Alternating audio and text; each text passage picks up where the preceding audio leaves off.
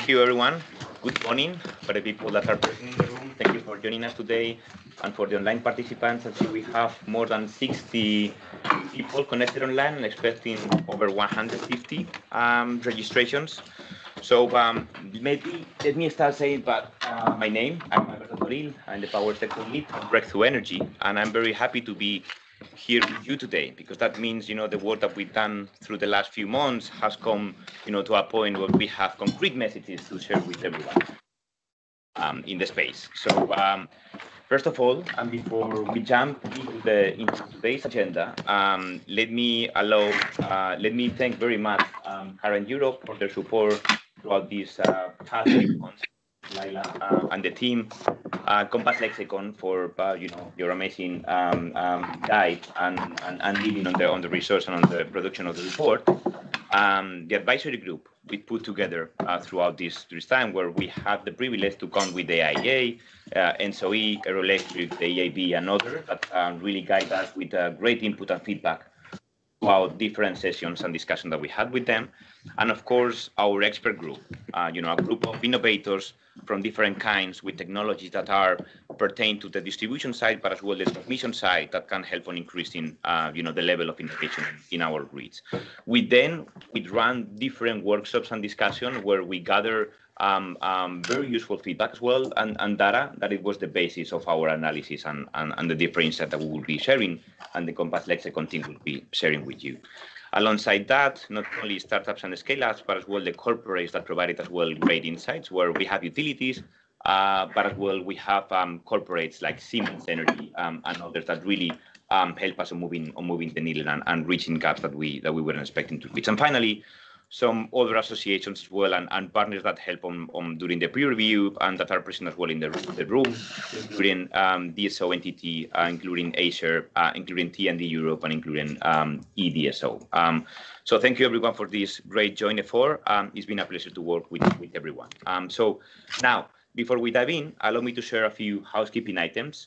So we try to do the session in an orderly manner. So everyone that is connected online will be muted from now on, and will be requested to raise their virtual hands or directly asking through the Q&A, through the session discussion that we will have. So in that manner, we will be able to allow participants to intervene in an orderly.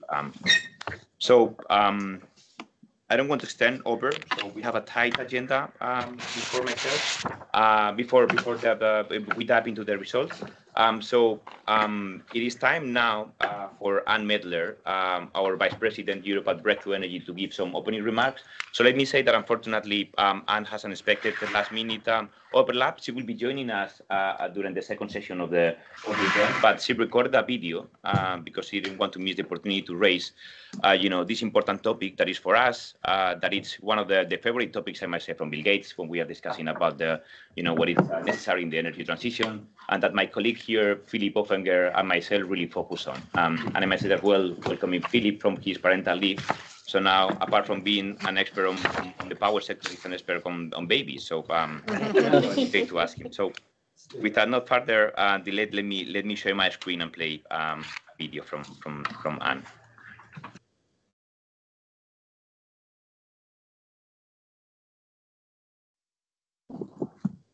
I hope everyone can see my screen now.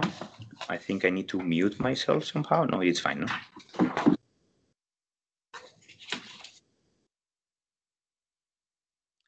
Ladies and gentlemen, dear friends, thank you all for making the time to be here today.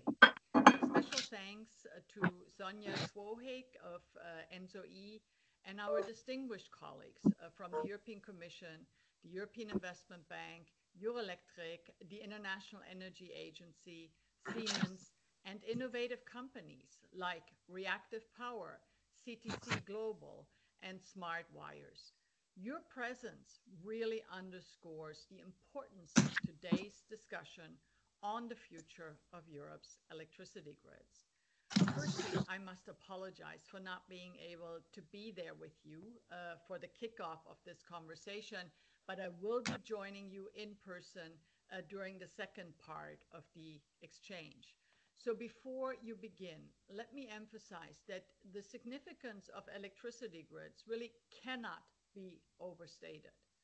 They are indeed the backbone of our energy transition, a critical component in our quest to achieve climate neutrality by 2050. But they are also so much more than that. Power grids not only support the integration of renewable energy, but also ensure the reliability of our energy system at a time when we urgently need to build what I like to call energy resilience. And indeed, we are at a very pivotal moment. The modernization of our grid infrastructure involves not only expanding connections, especially with offshore wind, but also upgrading infrastructure with innovative technologies. Our grids must be made quickly, and I emphasize quickly, made more resilient, more adaptable, and more capable of handling the increased load from renewable sources. It's a tall order that has the potential to drive much needed system change. I'm therefore particularly pleased to present our first report on the prospects of innovative power grid technologies, a collaborative effort by Current Europe and Compass Lexicon and supported by Breakthrough Energy. This report explores a range of cutting edge solutions from dynamic line rating and advanced power flow control to digital twins and flexibility management platforms. Now, these technologies are essential for increasing the efficiency of our existing grids and preventing bottlenecks that could hinder the expansion of renewable energies. Now, the good news is that the EU's Grid Action Plan and recent initiatives like Belgium's really significant grid upgrades are really paving the way. However, we must continue to push for faster permitting processes, stronger cross border connections, and robust and enabling regulatory frameworks to support these advancements.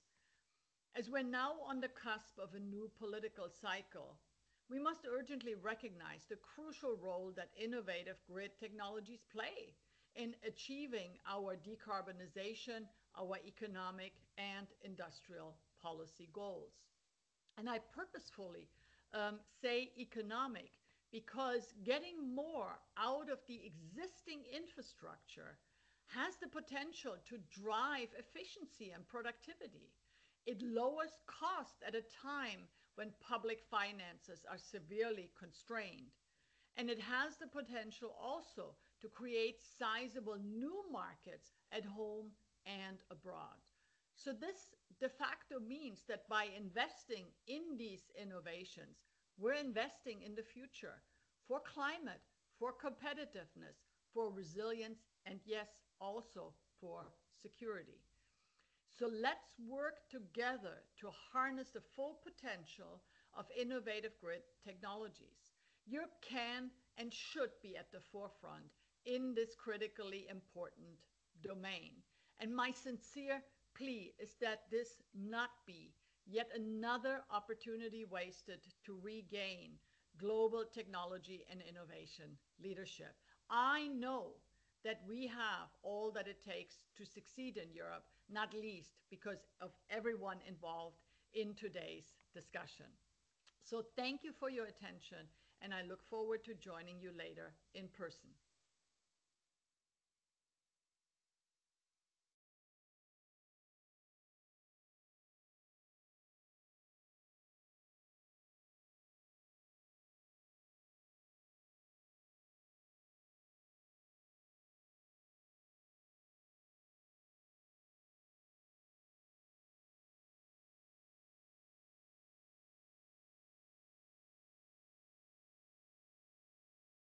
opening. I think no one hear me, but I was just mentioning for the people who are connected online that we are delighted to have Sonia Choi, Secretary General from NSOE, joining us today in the event. Sonia, you're pleased. I will allow you to provide some opening remarks now. Yes. So thank you so much to Breakthrough Energy, to Alberto, of course, to Anne, and everyone online and in the room today. I think we, of course, being NTOE, the Association of TSOs in Europe, are very much welcoming the discussion today on innovative technologies and what they can do to accelerate the deployment of infrastructure. It is a very challenging time, and I think the EU Green Action Plan itself was an impetus for us all to say we need a call to action and we need to work together. A very important part of that, of course, is innovation, because you cannot deliver, and you'll see this very soon in the report, that you cannot deliver with the targets that we have with just the sort of traditional lead times for infrastructure deployment. Very much today looking for what is the leapfrog that we can make, like a call to action, but also what are the things that in fact are the selling points of innovation. The question that Anne did a lot towards the end was affordability and economics, so therefore that's a very important one. But then there's also the supply chain point, which is, can we also, find some interesting developments on supply chain, because we are talking quite a lot about that within the TSOs, which is the constraint here.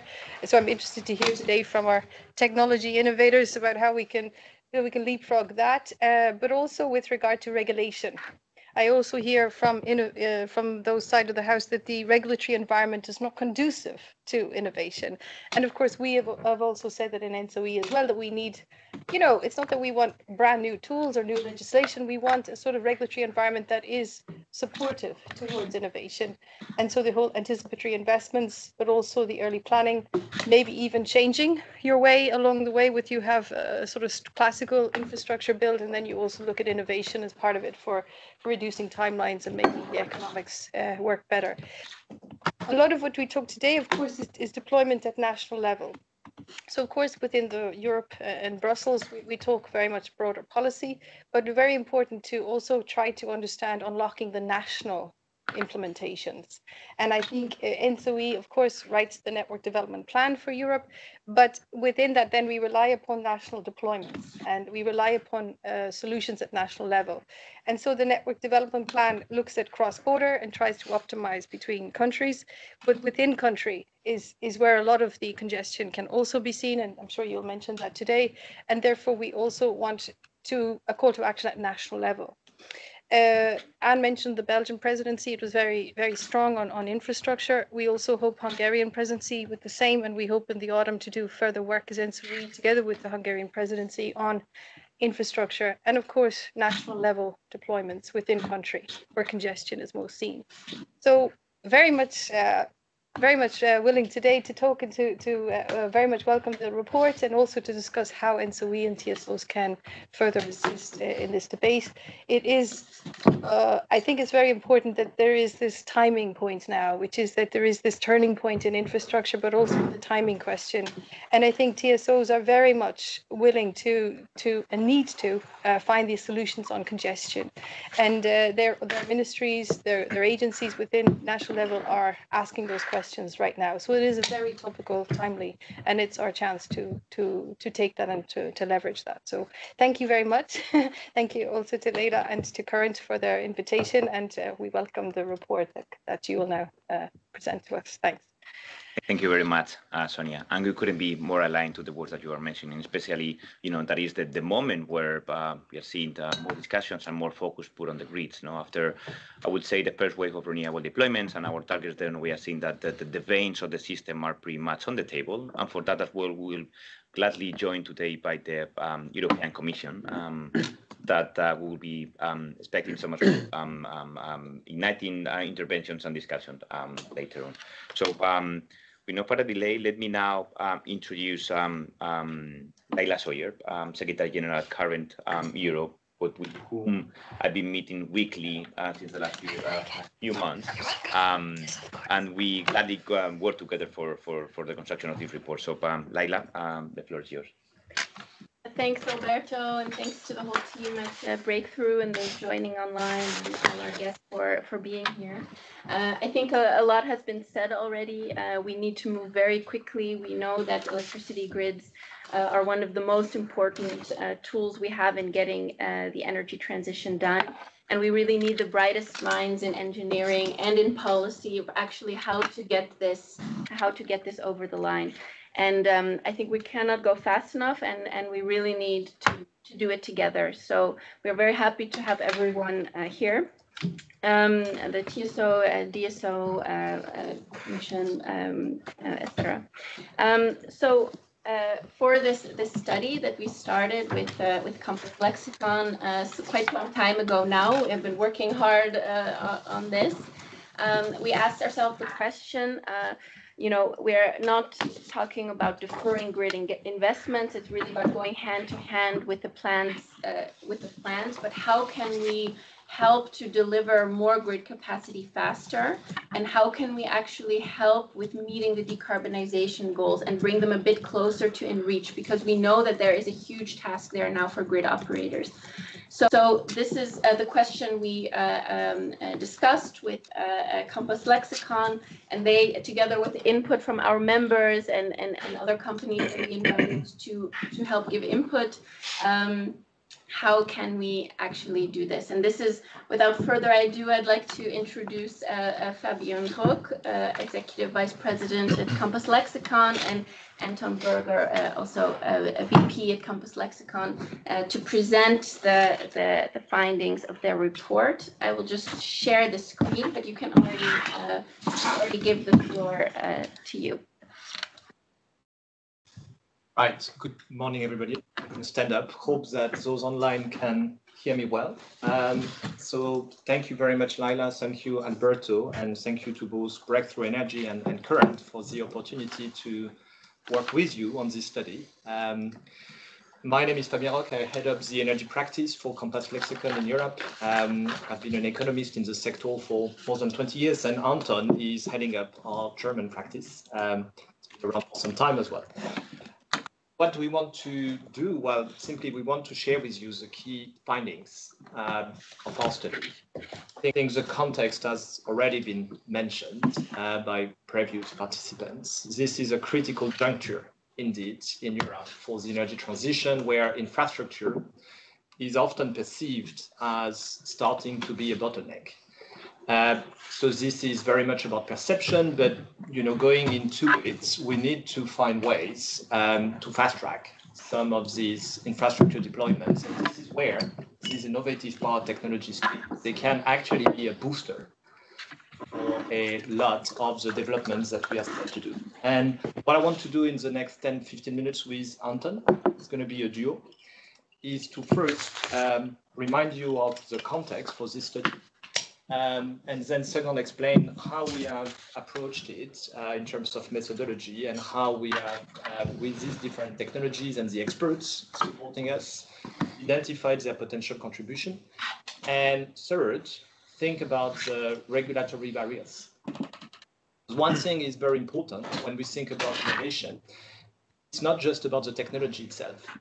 It's fundamentally about how do you get the technology adopted, used in the organizations, and how do you prepare the ground for large-scale, I would say, pickup through incentive. So this is where the regulatory framework and the institutional setup matter a lot, actually. So that being said, let me kick off. I'll be relatively quick on the next slides. This is just a scene setter for the challenge we face. And what you see is actually a chart showing you the total amount, million kilometers, grid in Europe at the TSO level, transmission level, and at the DSO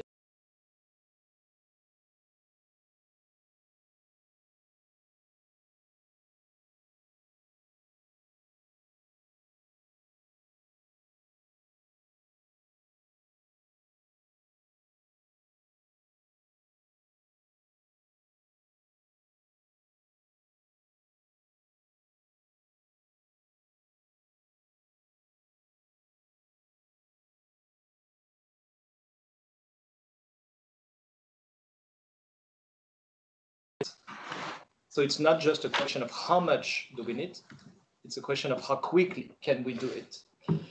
And just a few figures, we need 3 to 20 times faster deployment than historical rates, depending on how you look at history, of course, and depending on your estimates. So that is the scene setter. And then obviously what we've done is looked at different technologies. And there was a selection of these technologies. We are not comprehensive, probably. There are other innovative technologies. But we wanted to be sufficiently, I would say, broad in our definition to show you in this spectrum which types of technologies could contribute. So I'm going to hand over to Anton to just introduce these technologies and explain their potential, and then I'll come back to talk about the regulatory aspects. Yeah, great. Good morning, everybody. My name is Anton Burger. I'm an economist focusing on electricity and regulation and market design. Since Fabien was standing, I have to stand to Phil now. Let me just do that. So what's the opportunity? We need to obviously accelerate, build out a lot, and it has been said already in this room, it will be really hard to do it with conventional means. As such, we got the task, the brief, to look into the non-conventional means to increase network capacity. And we found out that there's some pretty good things out there that have a really big sort of potential. So on this first slide here, I will just briefly conceptually explain it, and then on the next slide you will get a few numbers, which is, I'm sure, what you want in here. Just to say, maybe at the start, those technologies, they supercharge the network, but they are not a replacement for the network itself, and they can also not be a replacement for network build out in the future. So I just want to be really clear, what we are not saying is that those technologies are gonna, make the needed network build out unnecessary. That's not what we're saying. Technologies definitely bring some superpowers, and we would probably be well advised to use them. Thank you for Alberto for coining the term superpower. So there are technologies that basically give you more capacity on a certain line, yeah, and that's what you get on the left here. So take one line, you apply the capacity, you get more. And there's advanced conductors. That's quite simple. It's basically a better cable and get more electricity through because it can, for example, tolerate higher temperatures and things like that. Then there's high temperature superconductors. That's basically a super cable where you can get a lot of energy through. Of course, it's a bit pricier, and it may at some point, of course, overload or sort of challenge the network assets around it, but it is still also a really, really useful tool. Then the other thing in the toolbox is storage as a transmission asset. It works a little bit differently. You also get more capacity on one line, but you get it by putting a battery next to the line, and then in case the line falls over, the battery can take over for long enough, such that then reserve power plants at some point can kick in. And what that allows you to do is to override the N-1 criterion, and as such, use the existing network that you've got there a lot better. And that's really useful. There's also other technologies, and you will notice that we sort of specify them here, not in terms of what they do technology-wise. So we're not asking how it's done, we're asking what they do. Sort of it's a functional definition of what those technologies do. And dynamic line rating basically allows you a better understanding of what's happening on each line of the network itself. And if you do not know that, you have to run your network on the basis of presumptions and very generous safety measures, because obviously you would have to run your network in a safe way at all times. But if you know what's happening on the network very precisely through dynamic line rating, you can very often, actually, it turns out, get a lot more power through the network because you may have natural cooling or things like that. So that actually also helps a lot.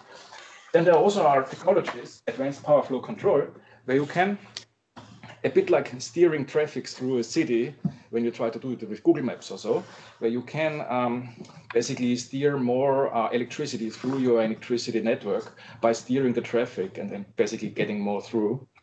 I always found that one very, very interesting.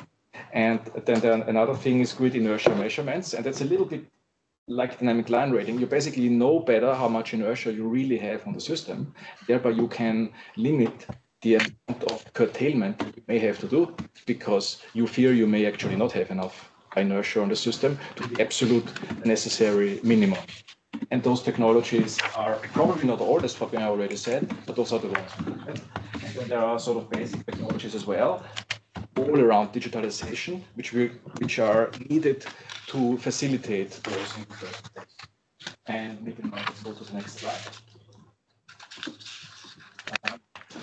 Yeah. So if you're now asking, that's all good and well, but what does it do in terms of numbers? The headline figure is it gives you about 20 to 40% more in terms of network capacity on a given network. Sorry, networks are by definition location specific. They're always in a certain location, and locations are different, and that is why what you might be getting will vary, but it is significant numbers. And let's just very briefly run through those technologies that we looked at, and maybe also speak a little bit about the case studies that we're using there. There is advanced power flow control. As said already, it's steering power through the network, and that gives you about 5% increase in overall network capacity. Doesn't necessarily do anything for a single line, but it gives you more on the overall network. That's actually an important distinction which you can keep in mind. Then the advanced conductors allow you to, by and large, double the capacity on a single line. Yeah? Storage as a transmission asset can allow you to basically increase the capacity of a single line by about 40%. Dynamic line rating can allow you to increase the capacity of a line by about 30%. The good thing is, most of these things you can add together. So if really needed, and you apply all of those things together, they can actually increase the capacity of a certain line by a lot. The thing is, you may not, but this doesn't necessarily mean that your whole network is going to increase in capacity. So there's a difference between increasing capacity on one line and increasing capacity of the whole network.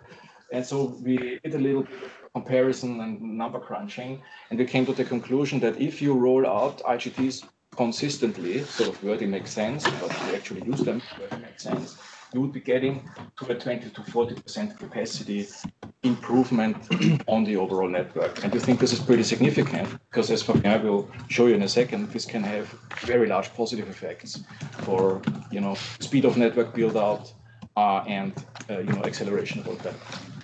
Yeah, thanks, Anton. And just to pick up on what you said, I think the key word here is complementarity, in the sense that these different technologies can be combined, and they can also combine with the conventional backend technologies. And this is where you see the biggest effect. So moving on to the next slide, what we've done is, well, we've tried to understand how much it does take in terms of benefits.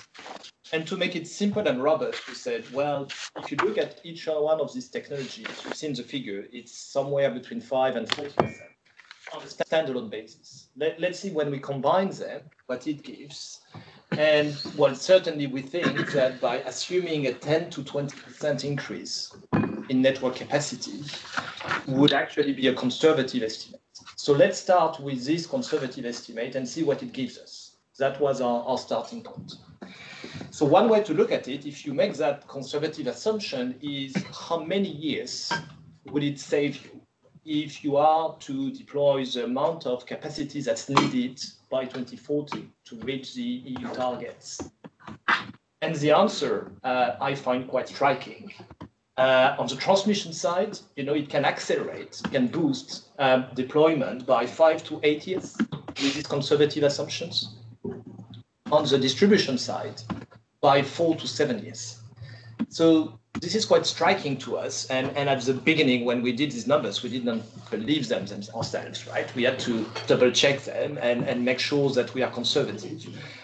What is needed and what is behind that assumption? Well, essentially the idea is that we roll out these technologies alongside the things that we are already doing and need to do more. So again, it's not a substitute for what the TSOs, DSOs are doing on the grid side. It's in addition deploying these innovative technologies. And the good thing is that the lead times for these innovative technologies are comparatively faster, quicker than the conventional technologies. So if you are asking yourself, well, is it realistic by 2040 that we roll out these new technologies? Well, I think actually yes, given that the lead times are a lot reduced. compared to the conventional technologies. I mean, just to be sure that I understand that. So what you're saying is more or less, instead of building a new line, I would try and get as much dynamic line rating on my overhead lines built as possible. That might take me like, whatever, 3 years, maybe 4. But then I'm still, let's say, 5 years faster than if I had tried to solve the same problem by building an additional line. That's the logic. So that's one of the examples you could use with dynamic line rating, but there are other technologies, and combined together, what you can do is find a trajectory for deploying your network that saves you time. So the fundamental point is it's complementary. I go back to my network, complementary to all of the other things, and is a turbocharger, a booster, if you want, to do things faster. Another way to look at it on the next slide is not just how much time can you buy, so speed, but how much money is that worth? And we've done, again, a very simple computation, but which tells a lot, I think. If you look at some of the estimates for how much we need to invest in grids in the next decades, a few weeks ago, Eurelectric released their grids for speed study. On the distribution side, they came up with that staggering figure, 1,000 billion euro needed in the distribution network by 2040. On the transmission side, ENTSO-E and others have very similar estimates.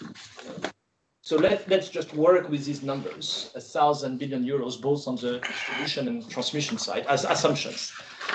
And if you then assume that the reduced build-out of the network is about 35%, and again, that's coming from our expert discussion and interviews, that gives you a saving of about 700 billion euros to 2040. Then, of course, you've got to factor in the cost of deploying these innovative technologies. But these have another advantage that we have not mentioned yet. So they are fast to build, but another advantage they have is that they are typically lower capex and higher opex, but lower capex than some of the conventional technologies. So we believe that on a net basis, there would still be a very substantial saving through deployment of these technologies. So that's all great, and hopefully it's starting to convince you that there is something interesting here. Let's look now at some of the barriers. Why is that not happening if it's so great? We all know that there are a number of, both behavioral and regulatory hurdles when someone thinks about innovation. It's true in any industry, and the electricity sector is no different from the other sectors in that respect. What we've tried to do is go a little bit deeper to try and think what are the specific regulatory barriers that could be lifted and could help fast track some of the deployment issues. So we've got a list here of issues and also solutions. And I think the good news is that for each one of these issues,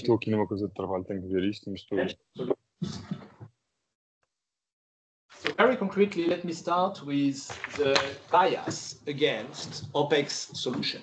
What I've just said is that one of the differentiating factors of these innovative grid technologies is that their cost structure is geared towards OPEX. And that's in stark contrast to the historical conventional grid technologies, which are very heavy on CapEx. Now, a lot of the regulations in the transmission and distribution sectors historically have been based on the regulated asset base. This is how transmission operators, distribution operators, by and large, earn revenues. And that can, in some cases, introduce a bias against OPEX. The details as always matter here of the regulation. And there are examples, for instance, in the UK. I don't know who is. It's Rodrigo. Yeah, everyone who's online, please mute yourselves. Thank you. Now he's muted. Thank you. Sorry, apologies. No worries. Continuing on this thread, essentially we all understand that if transmission or distribution operator has a choice between one technology, which is essentially CapEx, and one technology that is essentially OPEX, And if the regulatory framework is introducing a bias between the two choices, then that can be essentially slowing down the adoption of these innovative technologies. So we need to neutralize that in the regulation. How do we neutralize that bias? Well, there are different ways to do it. One famous way to do it is a TOTEX approach, but it's not the only one. You can stick with some of the more, I would say, conventional approaches and correct for this bias. Essentially, what you need is to focus a lot more on outputs rather than on inputs, meaning either CapEx or OpEx. And we have examples in the report. I mean, it's more than 100 slides in the report. We cannot cover everything, but there are case studies where we look, for instance, at how the UK and Italian regulatory framework have tackled that bias against OpEx solutions.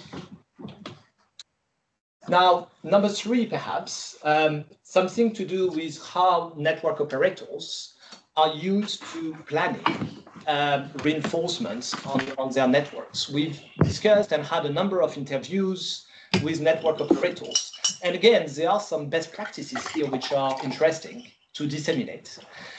The, I would say, old way of doing network planning was obviously looking and considering at a narrow set of technologies. And what's important is that there is no bias introduced at the choice stage by making sure that there is a technology neutral approach for these grid operators.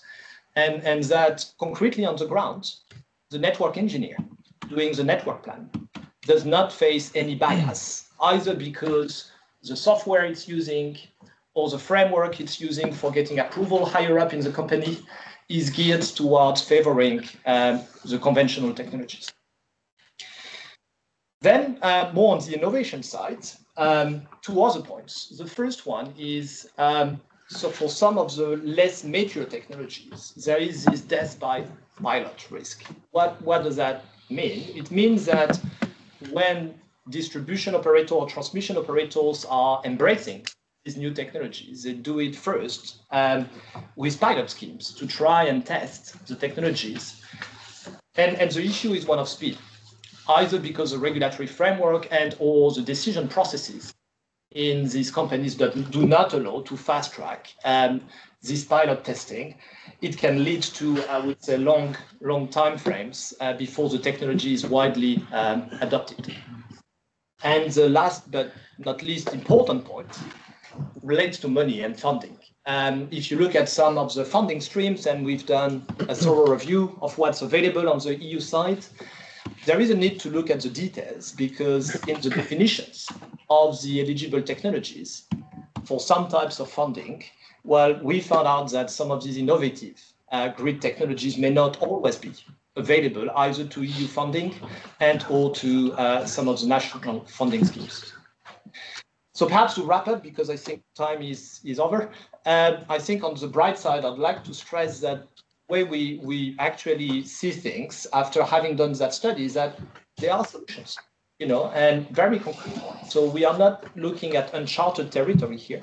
There are lots of best practices that we have tried to highlight the report. So with that, we can close. Thanks very much. Thank you very much, and thank you to the team for this big effort. And we leave you just with the key insights. So now we are going to have two discussion sessions with input from our invited speakers, both in the room and online. The first session will be on the technology side, scaling up deployment. The second more on the regulation side.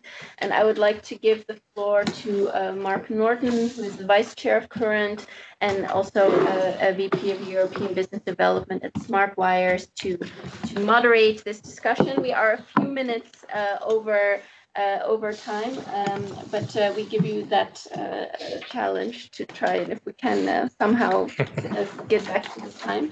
And maybe just that Mark will need to leave at the time, so maybe we can move Mark up a little bit. Okay, very good. Thank you, Leila.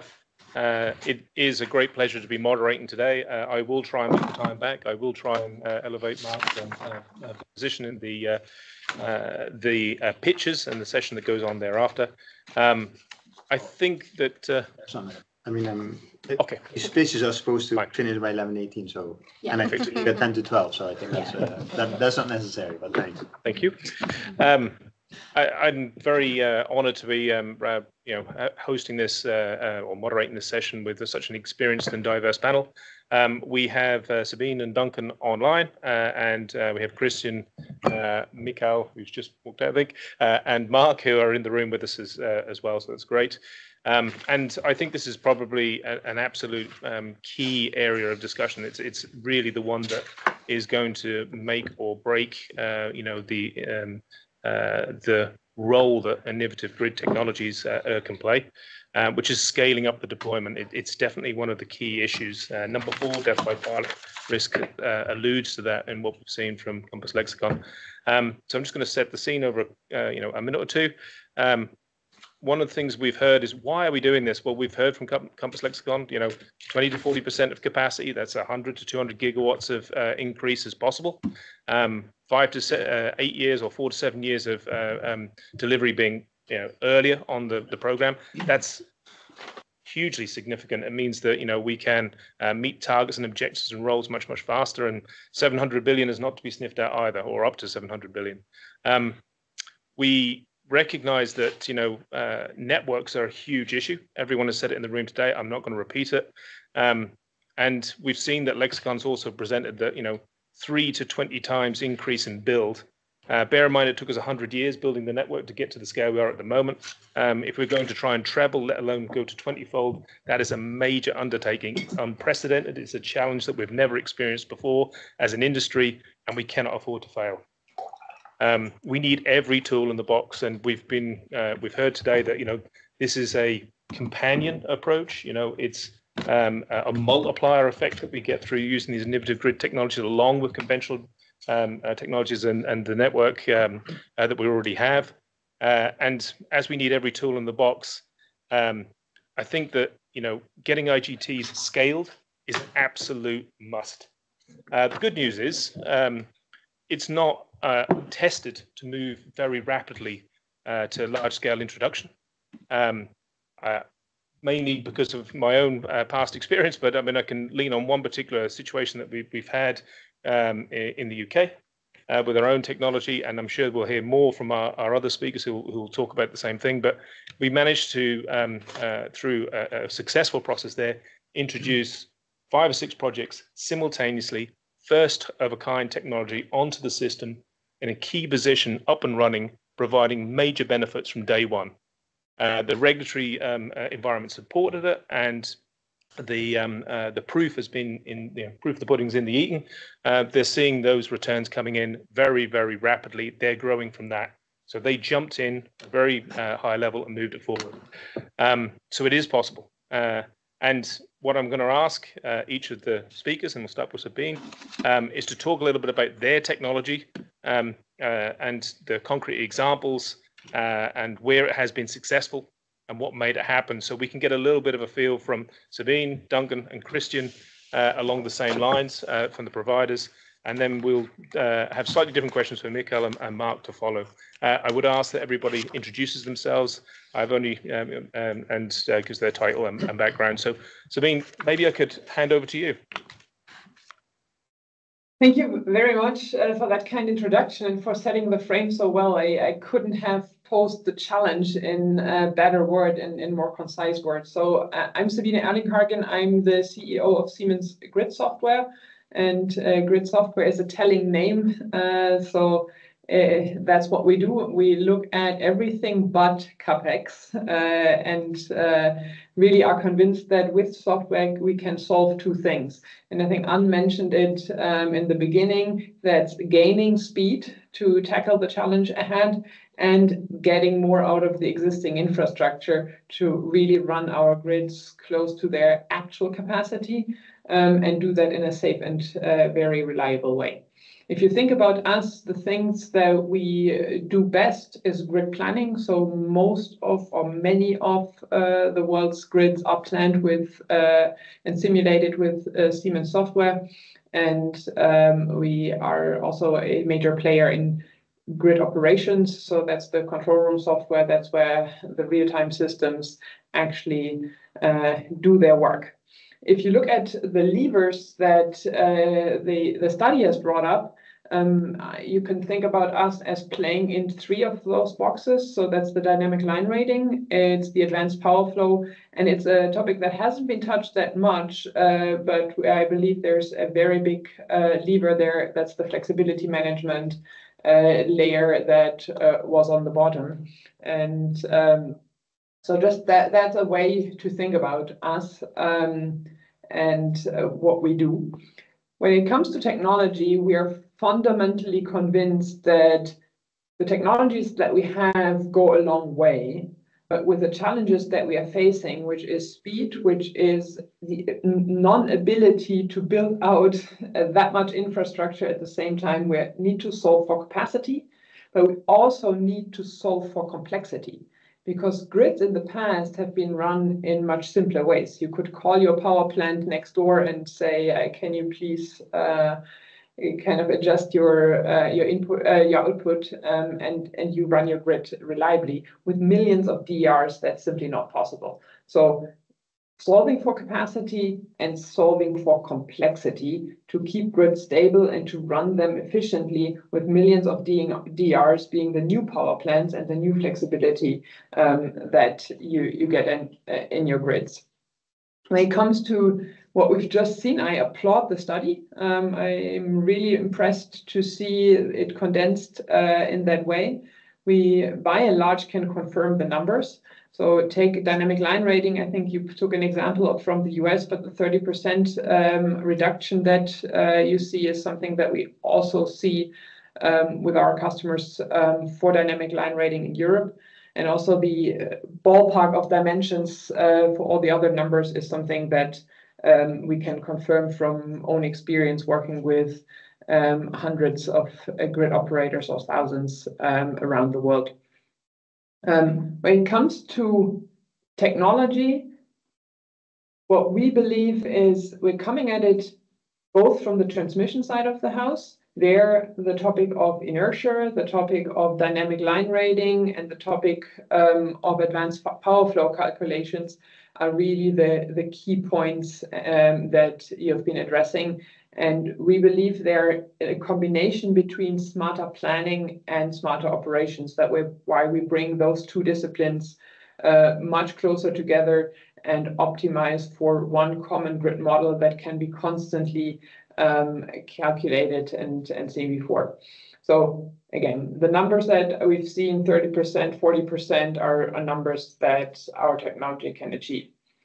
Second point, on complexity and on DSOs, we firmly believe that we got to rethink how we manage grids there entirely and think that bottom up from the DERs and not from the downwards from the transmission level, and really flip the grid.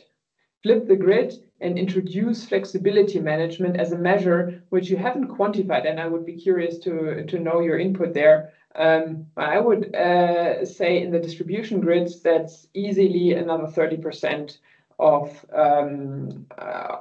getting more out of the existing infrastructure. And again, the UK is a very good example there, where those flexibility regimes have been deployed also to help the grid. The US is another one. So in that sense, we built brand new technology that can be deployed faster. To your point of speed, what does it take to... Sorry to interrupt, but I'm going to be a hard taskmaster on all the speakers. Could I give you another 30 seconds? Yeah. If that's not too much of a position. Thank you. So when it comes to speed, it's about partnership, it's about co-developments, and it's about jointly moving forward. It's about faster deployment. We deployed a new software with the first client in 3 months. If you think about typical control center projects, this is more in the region of 3 years to 7 years.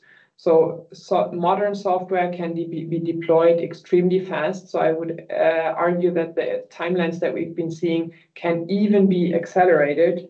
And then it's a matter of better UX and better usability, because the ability to adopt for a grid operator depends on the ability of people to transform.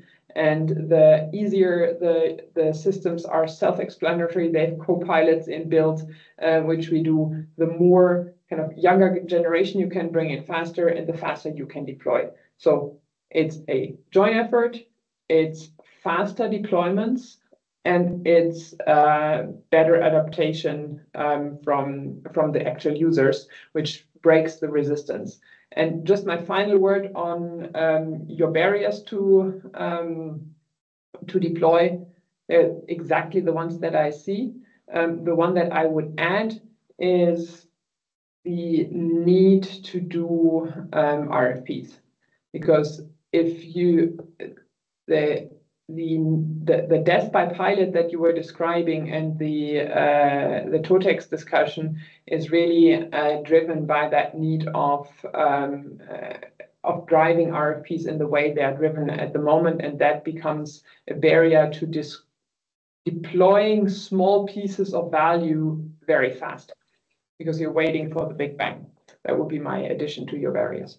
Thank you. Thank you, Sabine. Duncan, maybe I can give you the floor, and please, 3 minutes or there or thereabouts.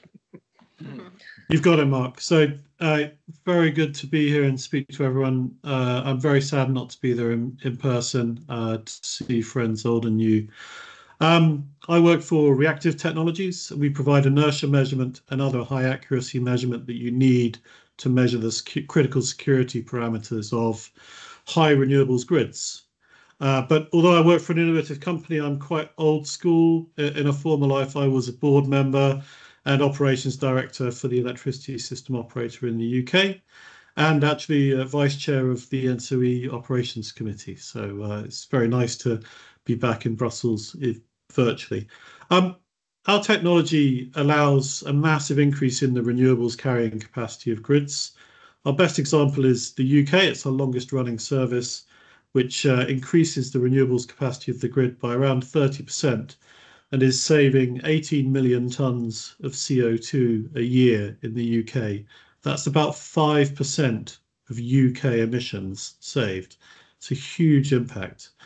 It also saves just under £20 million a year, about £14 million at the moment, but rising rapidly, and allows better modelling and better targeting of investment using software like Sabine's, to save and optimize very significant investment in stability, over 1.7 billion investment in stability in the UK, similar figures in Australia. I very much agree with the challenges overall. Where we have been successful in the world, we have operations now in Australia and Asia, the Middle East, Europe, UK, and the United States. Most of those successful contracts have been where there was very strong reputational pressure for grids to adopt our technology, or where we were lucky and we found an executive that would do the right thing. But the real blockers for us come from that focus on CapEx investment rather than OpEx. And I really support a move to output measures, for which the UK is a very good example, to really drive, very significant increases in capacity at much lower cost. But the challenge for networks is making that work financially when it's CapEx, not OpEx. I'll quote one US executive from a utility, not a European one, who said, it's much easier for me to spend 500,000, it's much easier for me to spend £7 million of CapEx than it is to spend 500,000 of OpEx. So how can you make it work for me? We did the deal.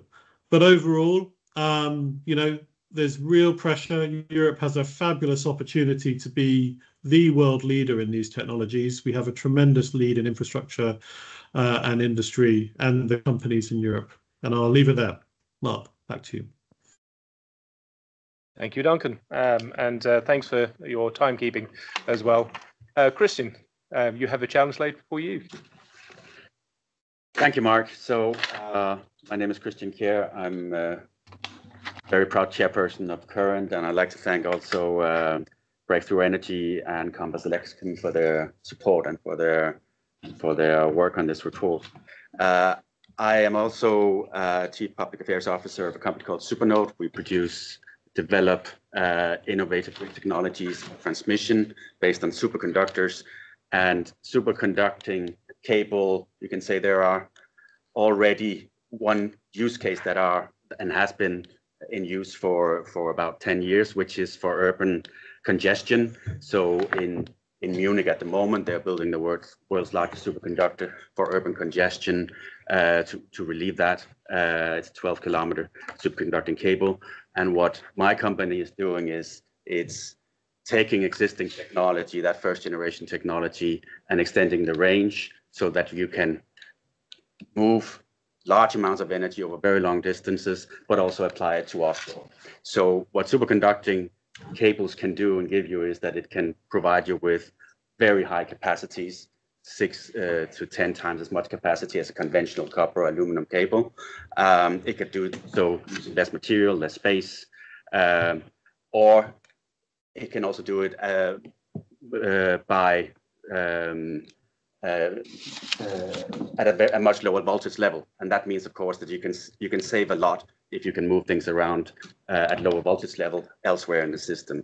The crucial thing about a superconductor is that it needs to be kept at minus 200 degrees, and that's the challenge: is to create the infrastructure around that superconducting. To create the infrastructure around it to keep it at minus 200 degrees. So it's an existing technology. The use case for urban congestion has been proven. There's been superconductors running in 15 different countries approximately. One was running for 7-8 years in Essen. What really is needed for the decarbonization is something that can move a lot of power, up to 10 gigawatts in a single cable over long distances. And we are developing that technology. We have competitors in the United States that are doing the same and keeping us on the toes. So in terms for us, the challenge is really to find cooperation with system operators to demonstrate this technology. So for that second generation of superconducting technologies, we are at TRL5. We are gonna put one in a TSO test site at the beginning of next year, which will take us to TRL6. And the big challenge for us is a TRL7 real demonstrator. So we're trying to find cooperation partners among system operators that can help us doing that. One of the big things with a demo at TRL7 is that it would cost an awful lot of money, 50 million maybe euros. So we are also looking into the Innovation Fund, which is the flagship fund of the European Union. And the problem with the Innovation Fund is that the criteria that is established in there are just not applicable to enabling technologies like not only superconductors, but grid technologies in general. So we hope that the new powers that the European Commission has gotten through the delegated act that changed the possibilities for them to change some of the criteria will be applied, and they also have the option now to provide sector-specific goals that we hope will be applied to grid technologies as well. Just in ending it, we have, if we're going to decarbonize, we have until 2050 for electricity. That means, according to the Commission, we need to do that within the next 15 years in the second half of the 2030s. So that's about the time it takes to plan and build a new interconnector. And just as an example, the Celtic interconnector between France and Ireland has been approved. They're starting building. It's a great achievement. If Ireland's going to meet its decarbonization targets, it needs 30 or 40 of those, unless it can move larger amounts of power over greater distances. So we need bigger circuits. And on average, studies current presented at a webinar for a few months ago. So we need to move around on average 6 to 7 gigawatts if we're going to have an optimal system in Europe. So that's what superconductors can do, but it does require us to have mesh planning and some of all those good things that the Energy Council ministers came out with last week. And I'm very happy to hear also from Sonja Tuhik that the important recognition among the system operators that innovation are absolutely essential. Otherwise, we're just not going to meet these targets. Time is up, yes. Hear about time. Thanks, Christian. We've heard now from 3 different technology providers. We're going to move in a slightly different direction now and hand the floor to Mikael. And we've asked a slightly different question there, which is more about from the EIB's point of view, recognizing the key differences between traditional and innovative technologies and how they need to be supported. So, Mikhail, please introduce yourself and the floor is yours. First of all, thank you to Breakthrough Energy, Current, for the invitation to contribute to this report. My name is Michał Dubiński. I'm working with operational strategy in the European Investment Bank with a focus on clean tech technologies. I also have quite a bit of frontline client experience, financing, distribution, transmission grids.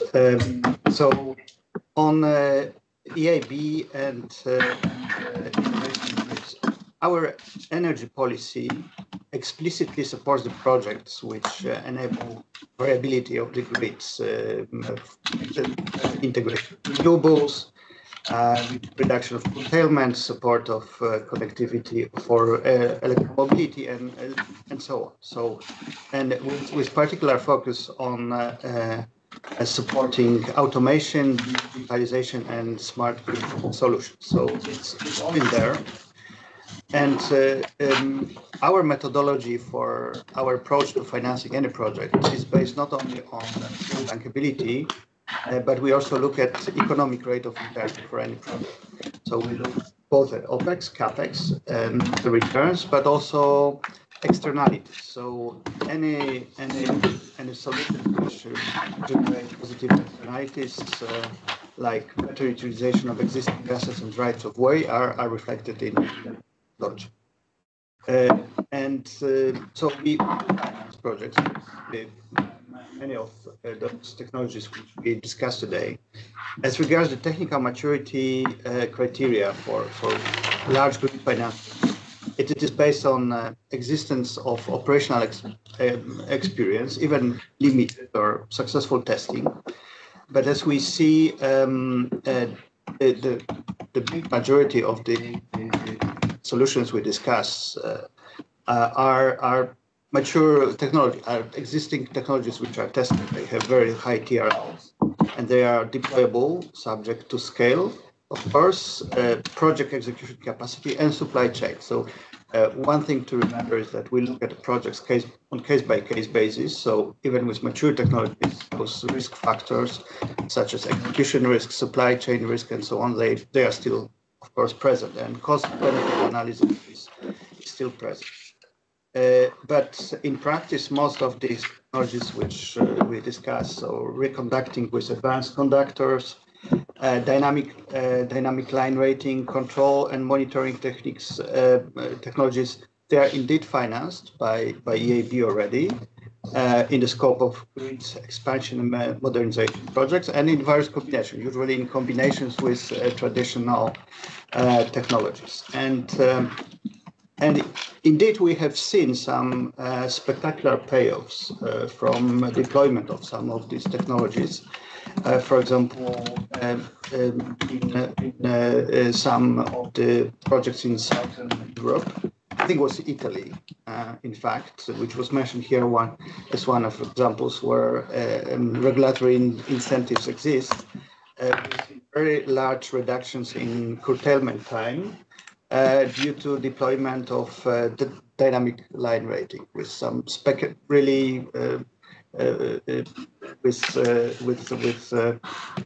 which were achieved at a very small fraction of cost of alternative solutions.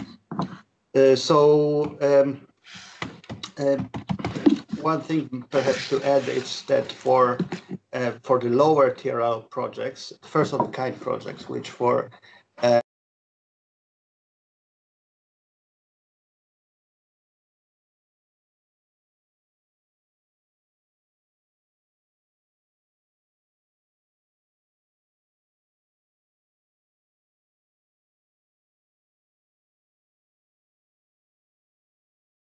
the risks for first of kind lower TRLs. These are smaller projects, but they can get off the ground lower maturity clean tech projects.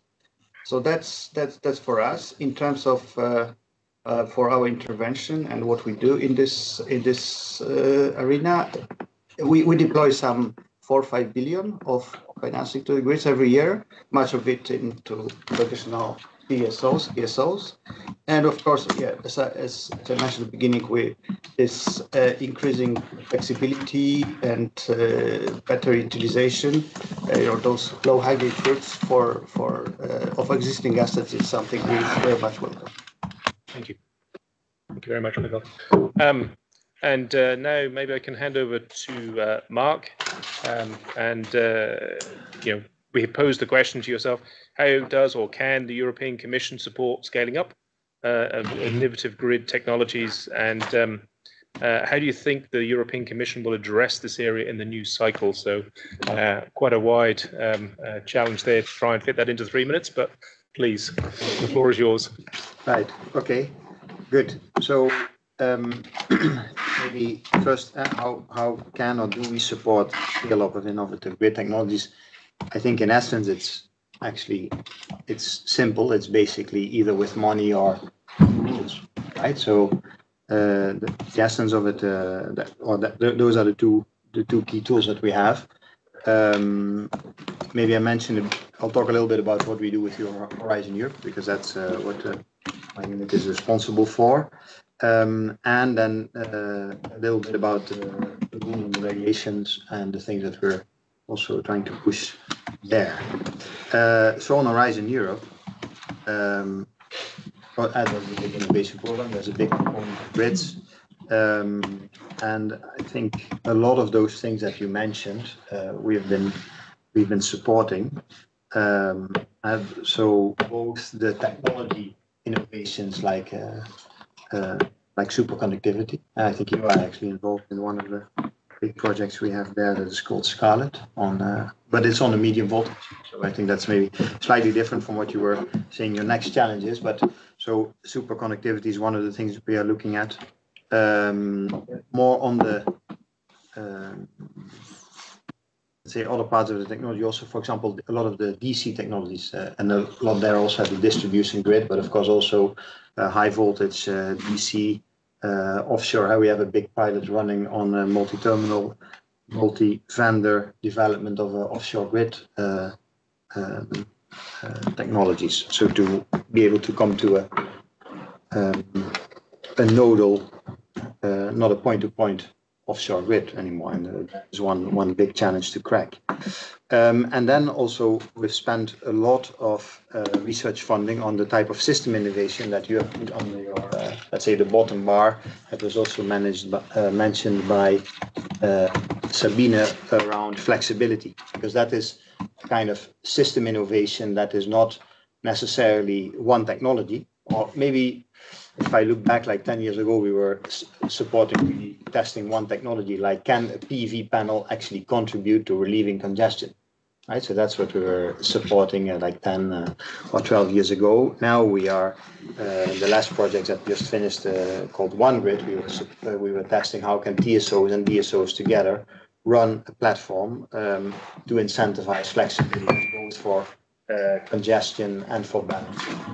A way that makes it easy to stack revenues, in a way that also makes it, let's say, compatible and not, let's say, trading the congestion against the balancing as a service. And how do you as a network operator run a platform to make that happen? So these are not very technology type of things, but really system innovations that we absolutely need, and that are very much in support of the regulatory framework. But I'll get to that in a sec. So the other thing is, of course, this is support to Horizon Europe, but then how do we make sure that it's actually taken up?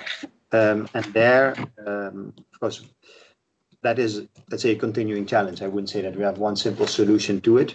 We have been trying to say, one of our assessments was that if you have all these different individual projects, they used to say at the end of the project, so we have a brilliant technology, and in order for this to be taken up, the regulatory framework needs to change so that we can build it. Okay, I think if I would be Jan or any other regulator, I'd look at, okay, thank you very much, but that doesn't really help us at all. So the quality of those regulatory recommendations wasn't really good. And we've, since a few years, have a project called Bridge, where we bring a lot of let's say, overall project where we bring a lot of projects together to do common work, to come up with common recommendations of how can we actually promote the uptake. A lot of that has to do, again, with flexibility and digitalization. But I also think if you look at Horizon Europe over the last years, we've been spending a lot on that type of flexibility markets, platforms type of stuff, then a lot on the data exchange behind it.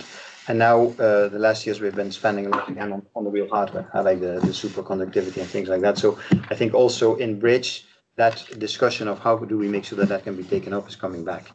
So, and then that's linked to the regulatory framework. You will say some more things about that, Ricardo, later on. So I don't want to, let's say, more the lawn before your feet, as you would say in Dutch. Later, you know what I mean. But I think everybody else is looking at me like, what does that mean? Anyway, so this CapEx OpEx discussion, we've been addressing that in legislation, as saying that the regulatory framework should not just focus on CapEx but also on OpEx.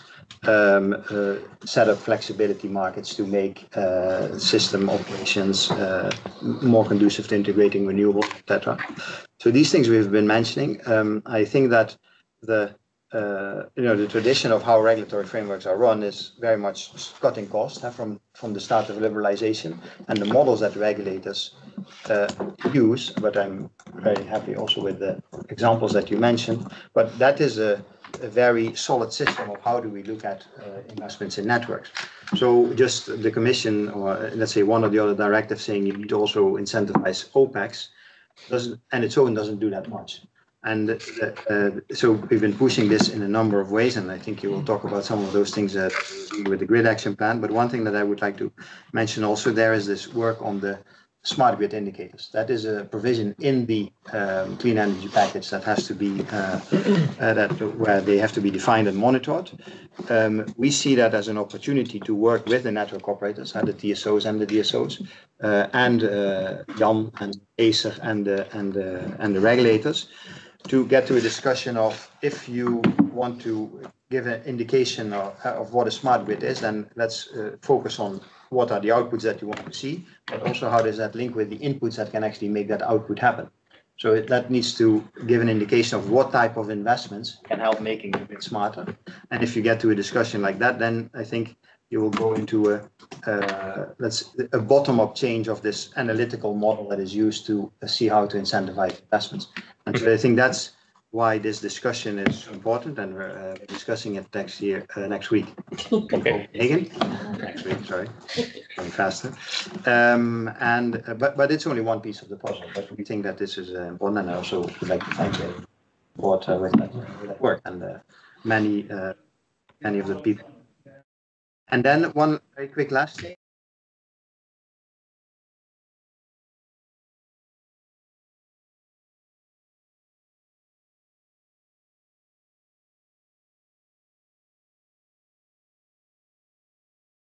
Incentivize manufacturing and step up competitiveness of the EU industry. That is on any technology in the net zero industry. This is actually 19 technologies, so it's a kind of an hallucinating list of technologies that still needs to be turned into some prioritization. But the actual application of sandboxes in the past, and I think one of the most valuable applications of it that will come out through the net zero industry, that gives a kind of right to a company to say, I would like to have a sandbox to be able to test something, is now a right in the net zero industry. And I think the grids will be one of the best use cases to apply that these new grids.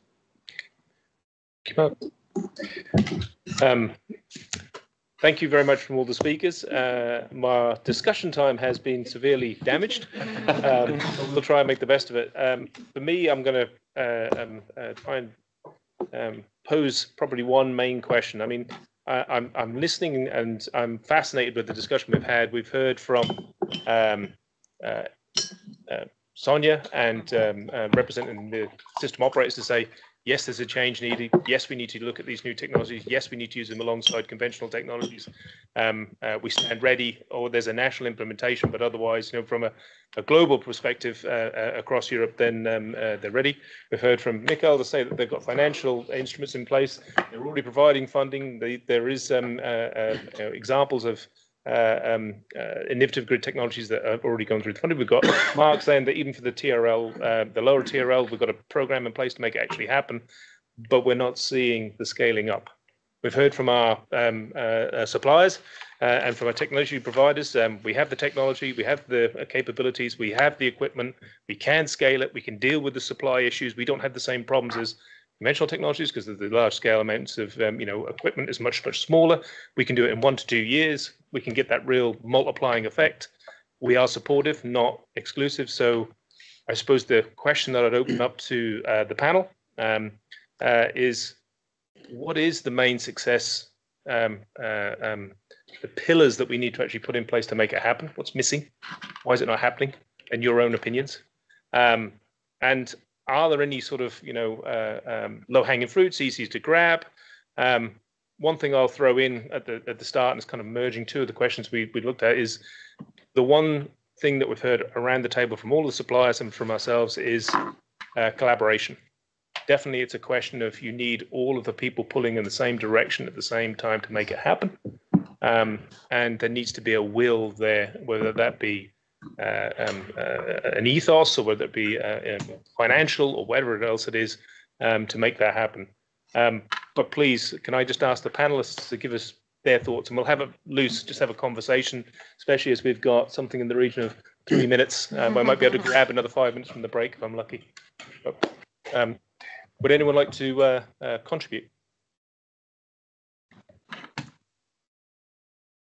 Stunned silence from the panelists. Duncan. Yeah, Mark, I can say a few words. I mean, there's no doubt there's a lot of good work going on, and I think a combination of sort of standards and requirements, very much as Fabian and Anton talked about, and an emphasis on making sure that these sort of innovative technologies really can work within the funding stream is essential. I think, the return on most of them is phenomenal. As part of my not frustration, because the TSOs have got a huge job to do, and many of them are working very hard to adopt these technologies. But often what I find is that they're having to dodge through, blockers within the business and within the organization and within the regulatory framework in order to do that. And creating new norms that do align operational costs with capital costs, that do, more importantly, focus on outputs. How much capacity can you deliver on the grid? What's the total renewable carrying capacity of the grid? And focusing the executive minds of the TSOs on those questions really turbocharges their ability then to deliver this at speed. And to be honest, with style, this grows a huge new sector for Europe and would be the world's leading environment for investment in these technologies, and would deliver all of our renewables targets faster. That's what I'd say.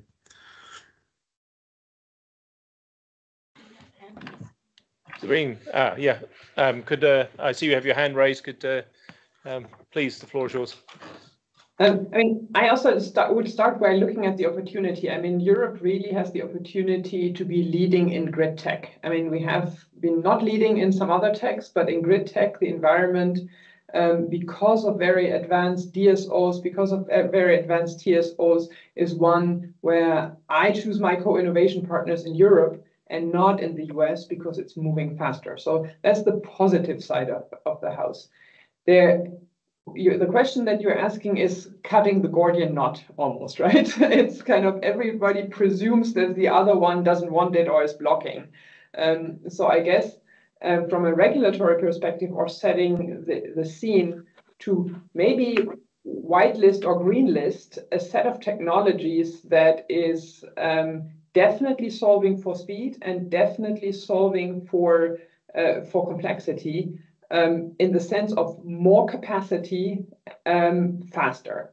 And if we could greenlist a set of technologies that is not where you don't need to decide OPEX, CAPEX, whatever it takes, but it's just things that help to move the needle faster, and given an explicit sign that regulators throughout every member state. I mean, that's the tricky piece, right? I mean, this is green listed, this is positive, and there's a different way of approving those investments. I think that would do a whole trick. To unleash the investment from our side, it needs regulation to be similar and at the same speed in all countries. That's the Gordian knot for us. If it's only moving in one country, it's very difficult to invest. And then I would go for whitelisting or green listing the technologies that we have been talking about, including flexibility. I mean, because that for me is one of the, if not the biggest lever that we have in the system.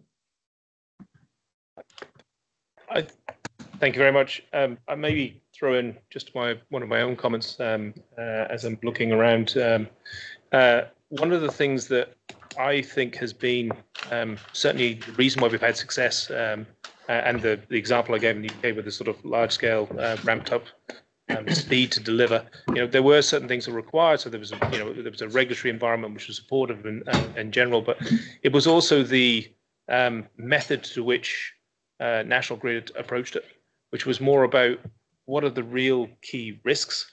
Let's not talk about everything that we would normally look at. Let's not look at everything that we would normally implement. If we can deal with those key risks and manage those, then the risk of the technology and being implemented in our system is minimal to none. There's no reason why we can't do it en masse.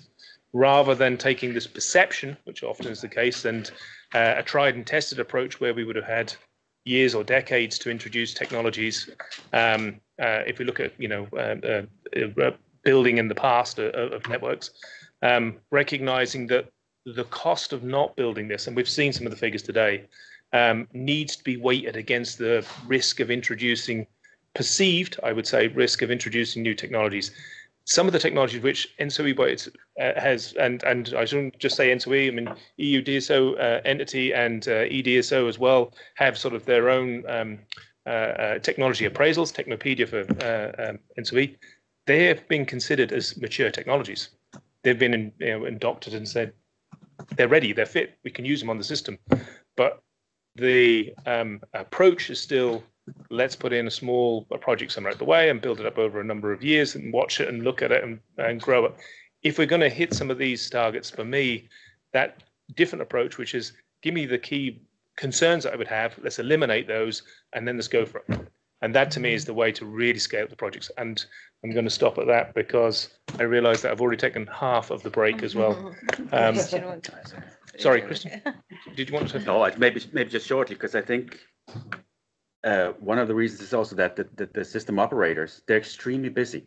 Yeah. So when you approach them, you can find system operators both at DSO level and TSO level that are very interested, but they are just incredibly busy. They recognize the need for expanding the toolbox, but they need to allocate resources to it, and it is from their perspective risky. And we need, and I think the Net Zero Industry Act and that the sandboxes there, I think, would be a very interesting tool in order to get the equipment providers of innovative grid technologies and the system operators and the regulators nationally at a European level together and trying to form something. So I'm very happy with what was said before from the Commission on using that, because I think there are some options there for creating frameworks where we can try and come together, but you are extremely busy, and it's frustrating because it needs to go even faster. Yeah. So how do we actually tie that knot? Yeah, I wish we had more time, but I think we'll probably have to close at that to give somebody a chance, give everyone a chance just to maybe take a few minutes out before the next session. So. Also to Anne Mettler, who just was able to join us now. So thank you very much for being part of the discussion. So our second session will be innovative grid technologies from the policy perspective, and how can we, with existing or by tweaking regulation, support faster adoption of innovation. And I think this leads very nicely on probably the last discussion. We know the technology is there. We know that there's a lot that can be done. There is it's not always only regulation that's the problem, but regulation can certainly help. So with that, I keep my setting the scene a little bit short to leave more time for the discussion. But I would like to. Oh, the first speaker is arriving now. Thank you. So I'd like to give the floor to Ricardo Renedo Williams, who is of course very busy organizing the Copenhagen Infrastructure Forum next week. Give to floor to tell us about the Grid Action Plan and helping me make sure that these technologies are actually deployed in member states. Thank you, Ricardo. Thank you, Laila. Indeed, very busy, but thanks to all of you, it will be a big success. So just to, on the background on the Grid Action Plan, I mean, we come from a situation where in the last 2-3 years, we had to diversify a lot from gas from Russia. We put a big focus on energy efficiency and savings, but also on renewables and electrifying. And that quickly has a big translation into the grids, into what we need in capacity for transmission and distribution. We need to expand, of course, but we need also to modernize and to smarten our grids, and that relates to what we are discussing today. Those are huge investments.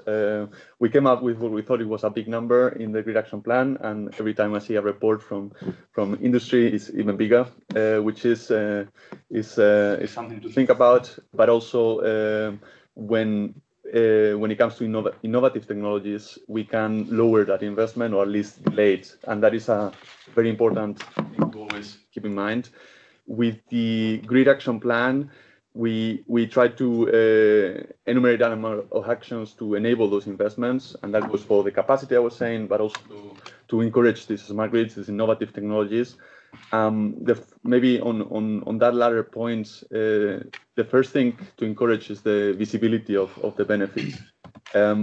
We called for more awareness between system operators in the first hand, but also between system operators and regulatory authorities on what are the innovative technologies that exist, but what are the benefits that have been provided already with pilot projects, with demonstration cases, because sometimes those doing concrete projects, concrete innovative research or innovation projects are aware, but it's not the case that other system operators in different jurisdictions know, or when they talk to the regulatory authorities, maybe not always there is awareness of the benefits for society or investment costs. So that awareness is very important, and we raise a first action there. I think this report that you published today, it goes very much in that direction, and we thank you for that. Then another level is planning. Planning, we are working very closely with EUDSO entity. I think is one of the unlockers of how to improve, not only on where the network needs to go in terms of capacity, but also how to integrate those innovative technologies in the planning, in the cost-benefit analysis that system operators do. And then another letter that I'm sure Jan will expand now in a second is on the regulatory incentives, the tariff regimes, how to encourage certain developments that should happen.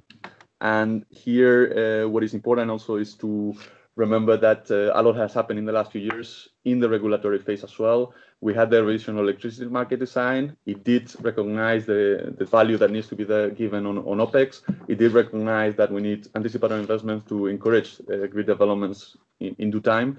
But also it now includes explicitly the role of innovation, the role of digitalization and energy efficiency. And that is explicitly one of the main things that are referred to in the tariff provision. So that is, I think, very important. Just to conclude on maybe where we are and where we are going. So obviously very important is to complete the implementation of the Grid Action Plan. We adopted it just 6 months ago. A lot has happened since, and we have the rest of the year next year to fully implement it. So that is a big effort where we need all of you to support. Of course, the electricity market design, what I was saying, and many other provisions, capacity maps, many things that we revised in the legislation. Importantly as well, a little bit more technical, but the network codes, demand response is in the drafting, is to be adopted, but also the revisions of other existing regulation that will be in the attention now and in the next years. And just 2 last remarks on the next step. The Council conclusions of 30th May very much supportive of what we said in a grid action plan, elevated to the political level, and confirmed the direction by all ministries that this is where we should go. It also seems that the next presidency continues to have very high attention to grids, so that I think is good news for all of us, for the sector. Maybe as Sonia was saying before, as well, it's not only about European level, but it's about national level, ensuring that these things happen. And we have the directives, but they need to be transposed. They need to be implemented by national authorities, of course, but TSOs. So that maybe for the context next. Thank you very much, Ricardo. Certainly a busy time for your corner of DG Ener is getting more and more important every week. So I'd like now to give the floor to Jan Kostevs, Team Leader Energy Infrastructure and Acer, and has a lot to say always about things about benefit sharing, about how can also the regulators move fast.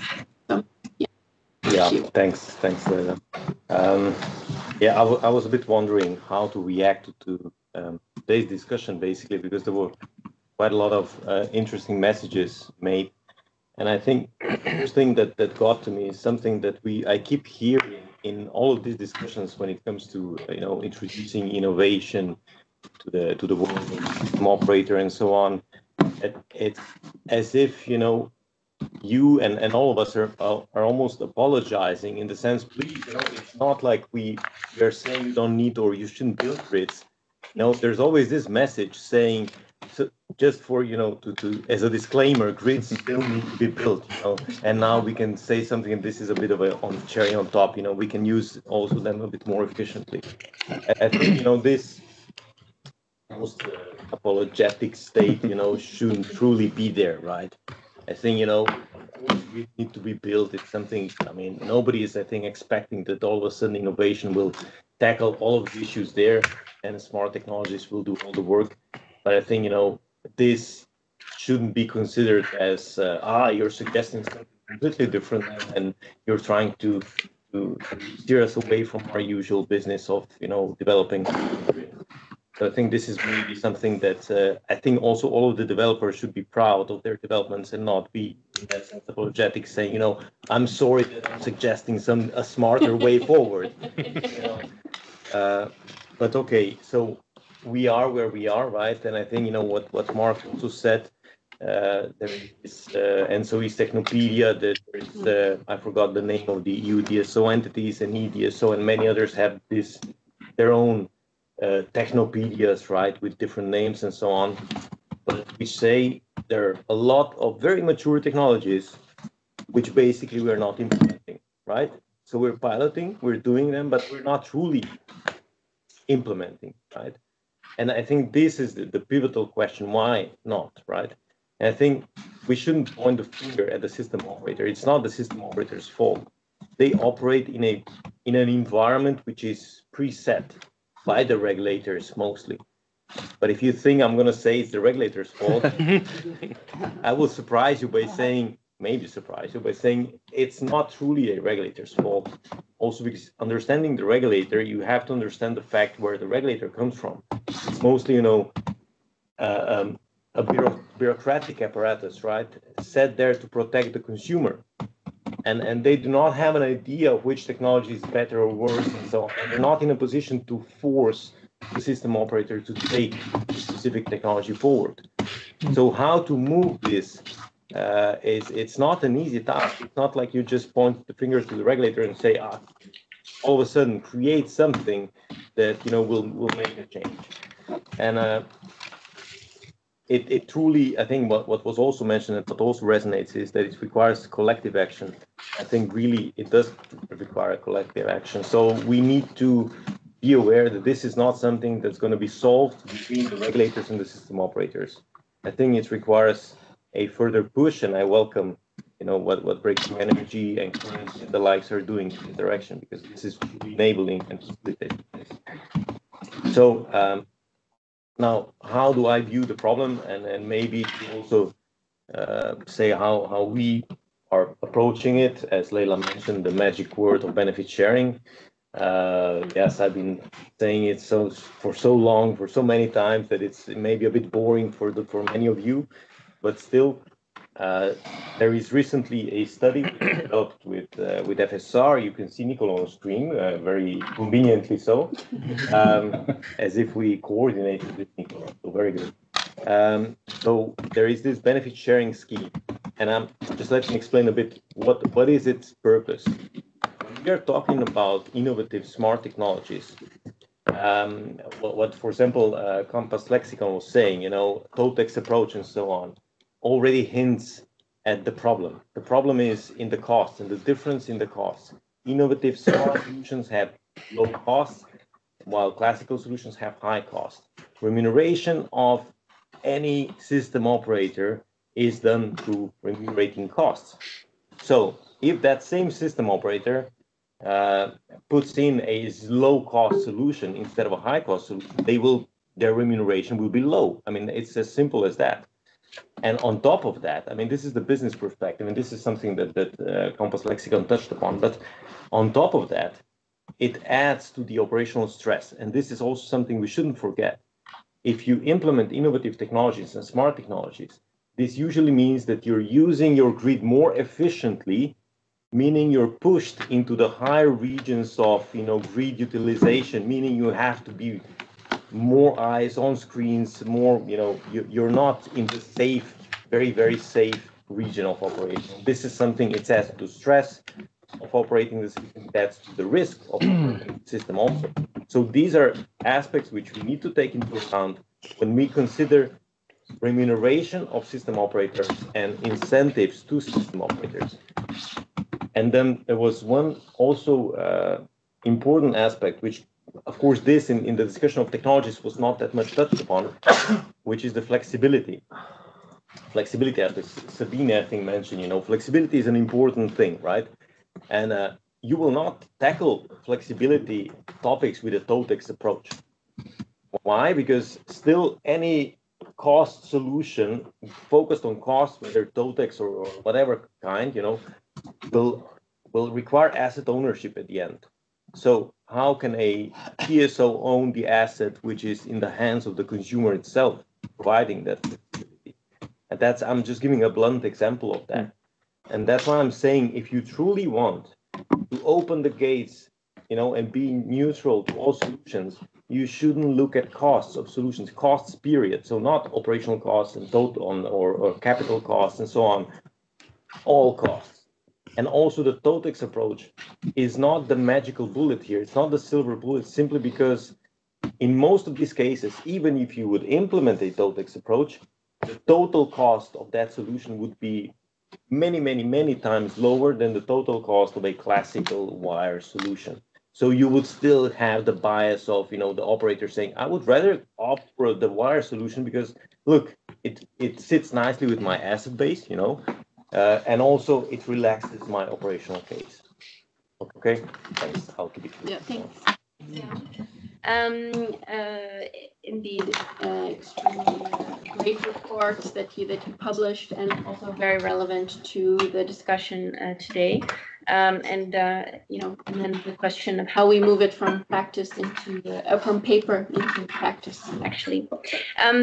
So I would also now like to give the floor to Oliver Franz, who is chair of the Distribution and Market Facilitation Committee at Eurelectric, and also in his day job, VP of Regulation with E.ON. Also released a very interesting report recently, and also on the need for speed.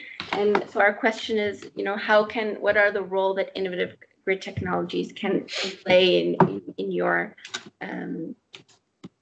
study? Thank you, Lada. So good day after all to you. I'm very happy to be here and to be able to comment on some of the things that have been discussed, and also to maybe shed a bit of light on the report that we did in relation to this one. So first of all, I'm very thankful for it, because I believe it's actually very complementary to what we've done. Because for reasons that I could explain now, but that would take the 3 minutes that I have, we did not model these technologies, but the report clearly mentions them. Now we have numbers on these, whether I believe the numbers to be a bit optimistic, that's again another discussion. But yes, we believe that these technologies will help us. Actually, I've just been looking at the current network development plan for our largest German grid operator, Westnetz. And just from clicking single measures, I would guess that about a third of the measures that you see are either free line monitoring, so dynamic line rating in the end, or HTLS. So these technologies have actually been arriving. And if you look at grids for speed, the two things that we did looking at was flexibility, but just for let's say low voltage optimization purposes, totally grid operator driven. And then secondly, anticipatory investments understood as strategic upsizing, so building more than needed now. And there is probably, you might see this as a bit of a conflict, but I would rather say, again, it's complementary, because doing this, so deciding for one project, we go for HTLS, just to give you one example, will free some capacity in terms of excavators and personnel to really build anticipatory stuff where we need it, while we do the capacity increase where we can based on the technology. That is the way forward. I also found the paper that was done by the FSR and ACER very interesting. As you know, in Germany and most other countries, we're operating, we run the high voltage grid, and we would be interested in the same conversation as the TSOs, I believe. Do I believe it to be a bit of a micromanagement nightmare? Yes, I do. Do I believe that not all NRAs will be very happy to involve themselves so deeply in technology discussions? Yes, I do. But I agree with Jan, which happens sometimes, but not all the time, that we really need to look into that, because there is this issue. And I'm not one that would raise the average Johnson flag every time and all day, but we need to talk about this, because there's one example that I have in mind in Sweden, where we solved something very fast and easily, and the amount of money that we did not make because of doing that is really huge. So there is probably a disincentive. Speaking of disincentives, there's just one feedback that I would like to give to Compass. I'm always, how should I say, very allergic to the word TOTEX, because Germany has TOTEX. And if TOTEX was the solution, then it should work in Germany, but it doesn't. So TOTEX, like Jan was also implying, but from a bit of different angle, is not the solution. Rio might be, but Rio, in a sense, is, again, a bit of a micromanagement nightmare, I believe. So it's like I said, the last time when I was speaking at an event by Current, our digitization responsible board member, Victoria Osatnik, always says, we love technology, and I believe that's true. And if you look at the Westnetz plan, you will really see that in action. So we have managed, it took us 10 years to be honest, but we have managed to move these things into the planners' minds and into the planners' tools. We are now applying them. You also see the timing effect. So all these projects are way faster than the new builds. We have to do it again. And then one more, because I believe that's something where we cooperatively create benefit. I could not give you a concrete example, but my understanding is that the situation in the existing right-of-way corridors is very different in different European countries. So whether you can just do whatever you want, or whether you need a new permit, even if you apply dynamic line rating, is anybody's guess. And what we would want and need is probably to say, as long as you stay within a certain bracket of increasing electromagnetic stuff or so, do not whatever you want, but do sensible stuff and increase the capacity as fast as you can. And don't go for maybe then just 2 years kind of permitting roundabout, because you can really save that time. And I believe that's something where maybe also the European Commission could be of help in telling member states, you need to look at that. You need to make sure that in existing right-of-way corridors, we increase capacity as fast as possible, while of course staying on the healthy side for citizens. So very much looking forward to these discussions, and we love technology, like I said. Thanks, Oliver. And now I would like to give the floor to Stefan Gross, with the EU technical expert with the EU DSO entity, and has been given some very important tasks within the Grid Action Plan. And what is the role of the DSO entity when it comes to supporting implementation of new technologies? Is my main question to you. Yeah, thanks, Alia. Yeah, you mentioned the Grid Action Plan and the task we are getting allocated to I mean, if you read the grid action plan, it seems like it was written for DSO entity. Since there are so many tasks allocated. But to be honest, to be fair, we are very happy about the grid action plan, but it is a challenge to get everything on the ground. Yeah, I'm here for DSO entity. We are now established for 2.5 years maybe as an institutional voice for all the European DSOs. And I think that's also the main point I can make today. We are there now to basically help the faster widespread of good practices and good solutions on understood challenges. So we internally have our material now ready where we try to identify or to understand our challenges which we are facing, which are largely diverse just by DSOs, so diverse by nature. And we try to identify the main points and the low-hanging fruits, and then try to identify the good solutions which we can, or good practices, and spread them between our member base. And we are starting with this, so it's a process. The gap, as the grid action plan, will help us we have action point 7 where we speak about the Technopedia, which was already a few times mentioned. We have action point 6 about the capacity maps.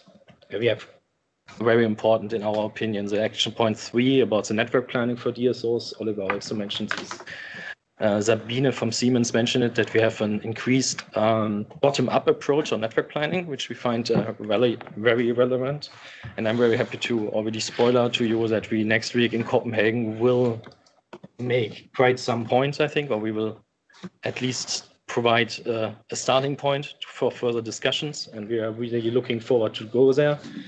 Oliver mentioned Westnetz from which just published their network development plan for the first time, I think. They published it before, but it was done in a different German legal. Yeah, but no, it's first time public, I think. So really to have increased this transparency on network planning on the DSOs. We have a full working group on trying to really develop or come to a common understanding, a common language, European language on this distribution network development plans, which we think will be very helpful for just to understand and qualify the challenges at face.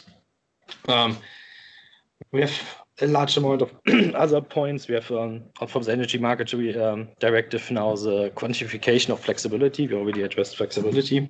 And I think what Christian said at the end of the first panel is very important, that we have a lot of very small members and they are facing human capacity restraints. They can't come up with all the good things. They can't even understand all the good practices potentially.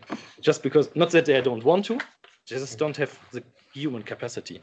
And I think for this entity, one of our main challenges is really that we lower the barrier for the rollout of how you call it, integrated grid technologies. And there we are working on it. We will now soon engage in this Technopedia discussion and how we can bring this, because Jan, we don't have a Technopedia yet, whatever this is. I know NSOE has a Technopedia. We think it's good, but we want to do it maybe a little bit more, but we will engage now in this discussion. And we will want to be very transparent, and we will invite all relevant European associations representing this, including Current. Coming to the regulatory framework and what has to be changed, that's really not so much my topic, but the points were already made. I think we have to have a clear framework, how we can do things and how we find cable or smartening. I think from our side, the most important development there is for sure the network code and demand response and how this will be implemented, because this will be some kind of a bigger change. How we do things. Mark von Stuppert earlier mentioned the smart grid indicators. We will also have a short update on what we are doing there in Copenhagen, where we present a concrete example of how we think things could be done on a national level. We think that's more a national topic than a European topic. And in the end, we have to think about how we finance and pay for everything, and how we find the best solution or the best middle way to make it as get the energy transition implemented as fast as possible, but to a reasonable amount of price.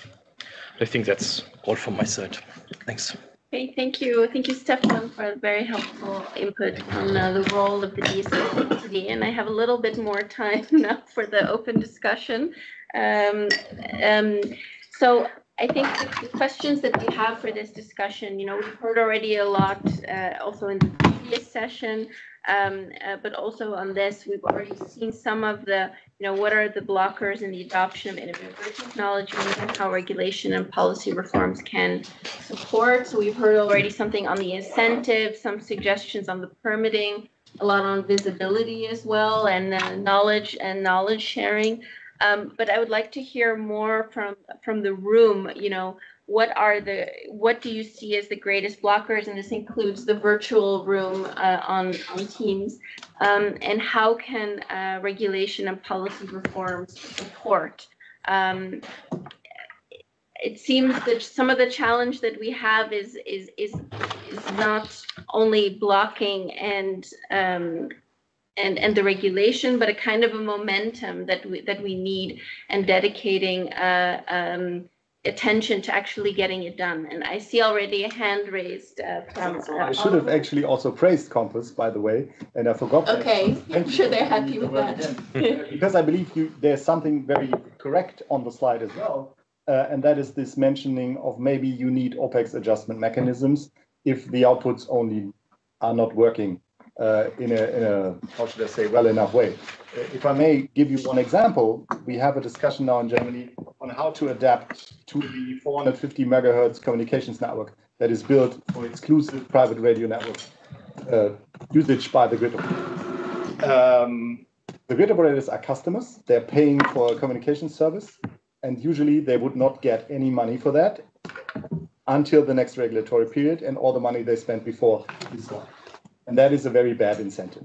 So at least for these kind of things, we probably need to come to mechanisms that allow OPEX to grow while keeping the efficiency, how should I say, incentives alive. A, it is in the European law, we can't walk around it. And B, also from a customer's perspective, yes, you should still be thinking about savings. But on the other hand, if I tell a board member we are now investing in the technology, but we're going to lose 35 million on it, and we never get it back, the answer is no.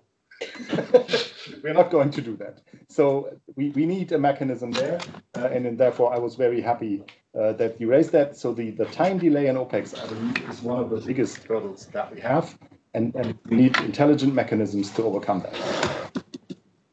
And the answer is probably not to shorten the regulatory period. Okay, anyone else from the room? Fabian, yes. Yeah, just to rebound on that, I think first thing I completely agree, we should be a little bit careful with silver bullets in regulation. My experience, and I think many would agree, is that we have quite diverse regulatory frameworks for grid operators in Europe, in fact. And what that means is that we need to find, tailor-made solutions. Your example is a great one. I think, Oliver, in the context of Germany, this OPEX treatment is a specific issue, but I could mention a lot of other examples where the principles are the way this has to be implemented really depends on a local level and takes essentially the regulatory authorities work hand in hand with network operators to find a customized solution. So that doesn't mean we cannot have common principles. So the common principles we have already mentioned, right? It's all about incentives and all about being focused on outputs rather than inputs. But the way you would play that out in the different national regulatory frameworks is quite different, I have to say. And it also has to be tailored, in my experience, to the specifics of the industrial landscape. It's very different to talk to hundreds DSOs, small side in one country, or to discuss with one major DSO, and in a few other countries we have that in Europe, right? The kind of processes you can put in place for change are very different, and that's the reality of the industrial landscape in Europe. It's not homogeneous at all. Yeah. So we'll need to work to tailor the regulatory solutions. Yeah. At the same time, I can't help it. Tailoring to every individual member state seems very time-consuming and people-consuming and spirit-consuming maybe as well. But so how to find the right balance also between the your words, micromanaging, not my words, but still setting the right incentives. Going back to the question of the greatest blockers and regulation and policy reforms, what are there additional ones that we have not included now in the report? You know, that could be needed, or that could be part of the toolbox as well at a national level.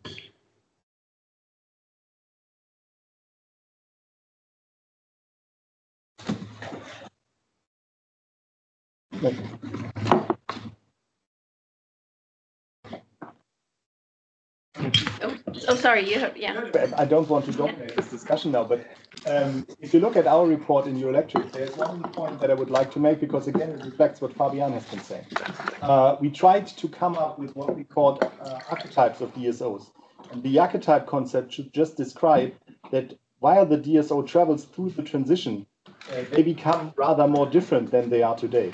Because if you're driven by RES very much and you have very little load, the system that you're going to build, the way you're going to work it, and the way you're going to run it is probably different from a DSO that runs a rather load-driven network that has some RES, but that imports the energy from the outside.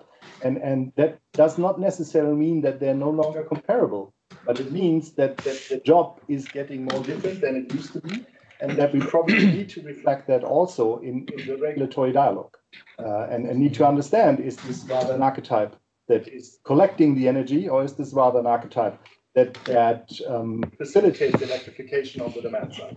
You might have both at the same time. We actually have an example in our company where we have both of them on top of each other and so on. So as always, the world is complicated, but to think about it like that helps you in finding out what is the situation that you're looking at, what is the problem, and so on. And again, concrete example, of course, if you're totally driven by RES and you have very little demand, you're very much interested in, let's say, solidarity mechanisms between DSOs, because your fees will run away from you. And that is what happened in Northern Germany, of course. While if you are looking at a demand increase that is massive, you are much more interested in flexibility, in being able to control the rollout of load infrastructure, not control, but again, facilitate in a sensible way. Yeah, like I said, there's going to be a differentiation, and we have to understand, I believe, that that differentiation is not because people are trying to be difficult, because it is driven by the fact that their needs are actually changing and their needs are different. I think it's a very relevant point which I try to make, with this the operational realities in the distribution system. The grid is largely different, and this needs to be accommodated for in a way. And yeah, micromanaging was managed. I don't know how to find the right middle way there again, but we have to plan for this. And I think one thing we will do is, for sure, as I mentioned before, try to increase the transparency and the understanding European level via the distribution network development plans. And the situation right now, since it was part of the directive, they are largely transposed into national law, largely different also again. And we have, that makes also maybe sense to make to accommodate for these large differences in geographical so on. But to have a better understanding and this common language could be very helpful to accommodate tailor-made solutions or frameworks in the end to come for this. We did the first step. We will publish this, and then we will engage in further discussion on this. Christian. Yeah, so we're also a bit challenged sometimes between having a technology where you can find use cases. There are many more use cases at the DSO level, but where the benefits of the technology really comes through at the TSO level. So we're trying to find this ideal partnership where we maybe have a use case at a TSO level, but trying to get the TSO involved in an oversight, which is a complicated endeavor. on Germany, just to give an example of where we're a bit challenged. For instance, we have a TSO grid development plan where it doesn't mention superconductors, and when you talk to them, they say, well, the TSO is saying we don't need actual demonstration projects because it's not mentioned in the grid development plan. Then you talk to the regulator who writes the grid development plan saying, well, we're not really including superconductors in the grid development plan because there are no demonstration projects. So we're sort of in this limbo. And of course, it's different in all countries. And the question is also how we can't have Europe dictating all those rules, but perhaps within the framework of this long-term planning, which was also endorsed by the council, could we, within the framework of a 20-year horizon for grid planning, identify the needs that Sonja Zwohek was saying, we need more technologies. Is there sort of a grid technology gap analysis that identifies what needs to be done? And that can also be communicated from top down, which puts attention to this both at the DSO and the TSO level and among the regulators. But it is really it's a complicated structure where you have to address the national regulation, the DSO grid development plans, the TSO grid development plans, national regulators, and what's the framework really? Because I think at the overall framework, everything is agreed. It's when you get down to the details that it becomes really, really complicated. We want a mesh grid for offshore, just as we have had, and it should be based on DC, just as we did with AC. We did a mesh grid. So all those things, but how do we get from that recognition and then moving back to developing those technologies, making sure that we test them and we scale them? And it's for many, it's about scaling it, but it's also about that valley of death between 6 to 9 for some technologies. And acknowledging where that gap is. Alberto, and then Mark. I just wanted to briefly challenge one of the terms that we've been discussing the most. That is the micromanagement issue. I mean, I totally agree with Jan, the FSR study that you've released. I'm still seeing the FSR colleague on the screen. No, that it is not. So we are always trying to find who is the guilty one, who is the enemy, who is actually the one which is pushing back, innovation and moving ahead. No? And I totally agree that it's not the TSOs, nor the DSO, which has been operating for years and doing an incredible job deploying our grid. It is not the national regulators that again are trying to protect, our interest and doing the things as much as far as possible. But it is the way that we are doing things today, right? I'm a person that always try to put things on very simple terms so I can understand them. I'm sorry, I'm quite dumb, digesting things, and you can see the effort that we put in the report to really bring simple messages up to very complicated terminology, right? So, but isn't it that micromanagement issue that I totally agree with? When we have more data, more operational data, more challenges will come, and therefore we need to see ways of tackling these risks. And by tackling these ones, we need to implement ways of making it attractive enough so people will be taking care of these risks. That micromanagement issue, isn't it what is happening with the telecom industry for years now, for example, where we have more data and we are able to know in real time what is happening. We are able to know, where are our relatives because we are able to track them, in real time right now on things that we didn't know how to do it before. Our food being delivered by Uber Eats, we know where it is. The marketing campaigns before, you could put a banner to invest that you didn't know until, a few weeks after, because we're in results from, your marketing campaign. Right now, you do it in real time and you act in real time to improve your results. Isn't it what we are actually looking at right now with grids? Isn't it that, to raise, that track, we need to have a car that, has the proper engine, the proper tires, and that pretty much comes to the skills and the jobs needed within the regulators, within the TSO. So it's pretty much, and linking to, I think it was Sabine at the beginning, innovation is not only about technology, but it's, the way that we implement and we adopt it. So I think we need to work on the engine, on the tires, and finding the ways to make it attractive. So therefore, we can keep on racing that track. We had Mark and then Michael and then Franz. Yeah. I brought it up. Yeah. I suppose from my point of view, and I know we've got very much into the DSO, but we talk maybe more about the TSO beforehand, but I think it stretches through in the fact that the DSO and having worked in both industries for a number of years on the planning and having to go and justify these investments, often it's a lot more repetition of projects which you can have less time and energy put into it. Going back to your resource issue, the fact you need to be able to do this quickly and easily, you haven't got necessarily a limited number of resources to look at things. It's very much more bespoke when looking at it from a transmission perspective.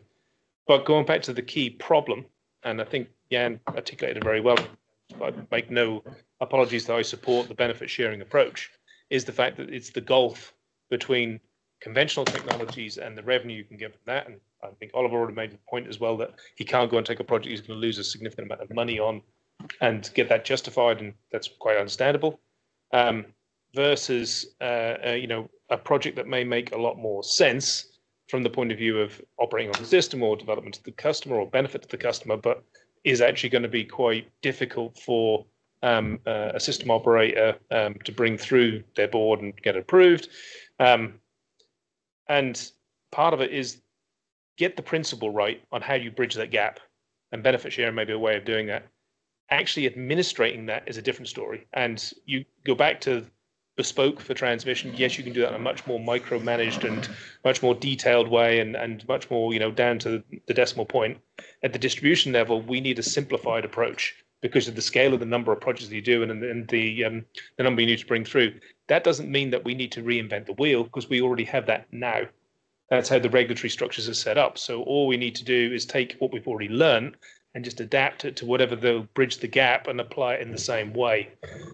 The benefit sharing, to some extent, may also help with some of this complexity issue and the amount of time and energy needs to be brought into things. If there's a large amount of value in implementing a technology to a system operator, and they're going to get quite a bit of reward from that, that means the fact it can fund the additional time, energy, and resources need to go into it, or they can use some of that in order to get the additional technical support to do it. And I think you find that they probably wouldn't even have to worry too much in the fact that most of the technology providers would do a lot of the line sharing anyway. But the other thing I'd mention on that as well is that one of the things that seems to be a misnomer, I want to say it loud and clear now, is that yes, a lot of these new technologies are different. A lot of these new technologies may use software and techniques and may be more complex to understand, and maybe you can do more with them, so therefore you've got more complexity to manage. But if you use them right, and if you use them their full capability, they can actually reduce operational overheads and time and energy and provide you more headroom. They can deal with some of the other issues you've got, like, you've got huge amounts of people coming on and off the system with demand or generation that are not in your control. If you've got self-regulating systems, and a lot of these can provide that, they can improve the stability, they can improve the voltage, they can improve the power flow. They can give you more headroom at times of stress. It can actually, by introducing what is a complex technology, can actually make your life a lot less complex and a lot easier to do. So, I just want to push back on that. Yes, there will be times when they're more complex than the benefit they're provided, but there'll be a lot of times it's the other way around. And particularly if you use a number of these together, a cocktail of measures will, to some extent, help dampen each other's effect. And overall, you'll get a much more range of possibilities on how you're going to operate the grid, and reducing the cost and the complexity of actually running the network as well. It can be very much more self-regulating. So, thanks. Thank you. I think one issue we haven't touched upon, and apologies if we haven't touched because it doesn't make sense, is that we are discussing all these factors within the existing regulatory framework and discussing what tweaks and improvements we can do. But looking like going a bit level above and thinking we have technologies which are, in terms of the economic payback, seem to be bringing a lot of benefits with short payback periods and so on. Some of them are not that capital intensive, but some are more. So if theoretically, in such a setting, you had allow for competitive bidding, that should result in in the first increased take-up of such technologies and implementation with good outcome for the users. So the question is, and again, sorry if there are some factors which make it impossible, and it's a stupid question, but if you do you see any corners of any niches, perhaps not all networks, where such competitive setting, well, similar to OFTO, of offshore transmission project in the UK would make sense and could deploy, could allow for faster deployment of those technologies, could result in those first of the kind large projects. Because one analogy I have in mind is fiber optics in 90s, where they increased and huge technology jump has been achieved with increasing. Of course, it's not fully comparable because we are talking like thousand times increased technology, but because due to that technology jump, the fiber optics replaced not only undersea cables, but also they are now laid straight to the hull. And so, hence this question is: would that work? Would that help? Yeah, I think I know from current some of our members, there are examples in South America and in Australia which have a more competitive element where you're able to have the chance to improve upon the existing plans. We don't have very much time left, and I promised Oliver, and I see Fabian's hand raised. Is there any other last words that people want? I'll try to be very good. Okay. Oh, and Christian, yeah. So in reacting maybe once again on the micromanagement thing, what I was trying to say was, if we really go into a negotiation on every project, every time, again, from the very beginning, we are going to be dead in these discussions. We're just moving the permitting thing to something else. So like Mark was implying, we really need to come to, let's say, a logic that everybody understands, and 99.9% of the projects are then treated by that logic. We're using whatever unit costs, and we're roughly estimating what the traditional project would have cost, and we might be looking concretely on the actual cost of the thing that is done, and then we calculate the difference. If we really have that discussion and discuss about prices every time and so on, it's going to be a nightmare. That's what I meant. So we need to take it to a different level. With regards to what you were just been saying about competition for the field, I'm an economist. What should I argue against the competition for the field? There's one caveat, though. The grid operator into whose grid you build that technology somehow must cope with it in the rest of the thing. So you might want to have somebody who is actually embracing the technology rather than somebody who says, well, no, I don't like it. there is if you want, a negative externality on the grid on that side. Yeah. I can rebound on that. Actually, my point is very much on Michel's suggestions that you can, through tenders, right, open up the spectrum of technologies and make room for this innovation. I agree, but fundamentally the issue is the connection between the planning that we have discussed and then the procurement. And the question is, if you open up for competition, what do you tender for? Do you tender for a given technology that you have already defined as a result of your planning? Or do you tender for a solution to a problem, which is therefore a technology neutral question you are putting to your different providers of different technologies? And obviously, I think we are all convinced we need the latter, but doing the latter is actually not so simple because you have to connect your planning process with actually your actual operational procurement processes. And this is where, in my experience, the complexity lies within the organization. So, in other words, the regulation in itself is not useful if it is not anchored into a change management program within the network operators themselves to connect grid planning and grid operations. So we are touching on the heart of the complexity here. Final thing, we haven't discussed the risk implications. But a lot of these technologies in the end would expose the grid operator potentially to more complexity and in the end higher risk with greater benefits. But what I have seen is that some of these technologies may not be taken up, and we have discussed with experts, not just because there is no incentive, there is incentive. But in the end, they get killed at the decision level because the level of residual risk that is left with the operator to be managed may make that incompatible with, boardroom decisions or operational decisions. So there is something that fundamentally needs also to be thought about, which is what is the residual risk that the grid operator has to face, and can we help them to handle that complexity and risk so that they become comfortable making these decisions.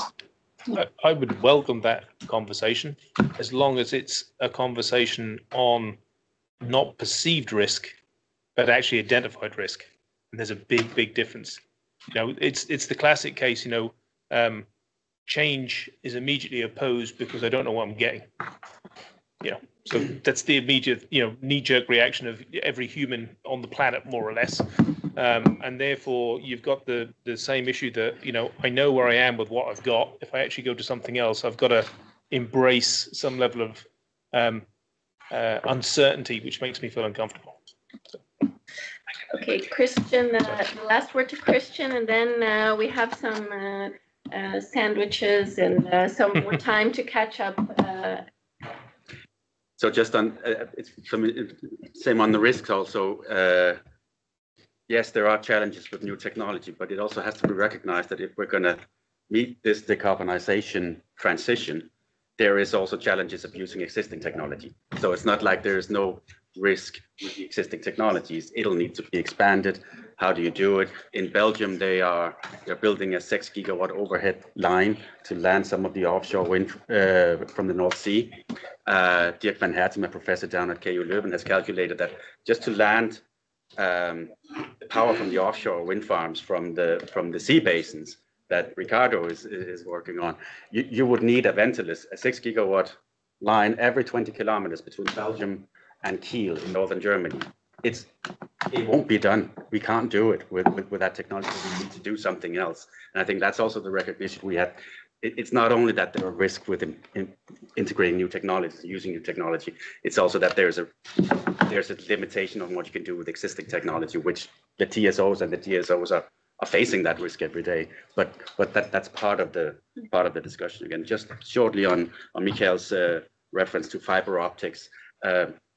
Yes, you can make that, and the chairman of my own company, Supernode, has made that reference. You're replacing copper with something smarter, and you can put much more capacity through it. But I think also it's important, at least for this, maybe it's not going to replace copper or HVDC or copper cables. Maybe it's more about using smart technology, have an overlay highway that can integrate, and it needs to be integrating existing infrastructure, both onshore and offshore. I think you do it at a certain level, you can get a long way by replacing copper, also in terms of materials and all those things. But it's not going to replace any other technologies like we saw with the fiber optics. It's imperfect. Comparison also for security reasons. One thing if your Netflix is down, another if there's blackout, right? Yes. So. Okay, so I feel it's a shame to end the event now when the discussion is going so well. We heard a lot of very interesting suggestions today on the regulatory recommendations, the incentives that are needed, permitting, how not to make every single thing a bespoke discussion in every country, but how can we really combine our efforts and really move faster. And before we end for today, I would just like to give the floor to Anne Mittler to say some closing remarks on this. Thank you so much, Laila. Don't you love it when you get your closing remarks from someone who wasn't here for most of what you discussed, and who, by the way, is also not an expert, but maybe I just take a moment to zoom out a little bit also because I am a generalist. I look at sort of the broader political and economic picture. And against that backdrop, I need to say that what's discussed here in grid modernization is really of critical importance. I mean, we will not succeed in the energy transition unless we get this right. I mean, we talk about electrification and wanting to do all of these things. It's not going to happen, if this doesn't materialize. And that's why I think it's really important that we think of the power grid as really sort of as critical infrastructure that underpins our economies, right? It's oftentimes seen as sort of, how should I say, sort of a nebulous issue, at least for most policymakers. I'm speaking very frankly.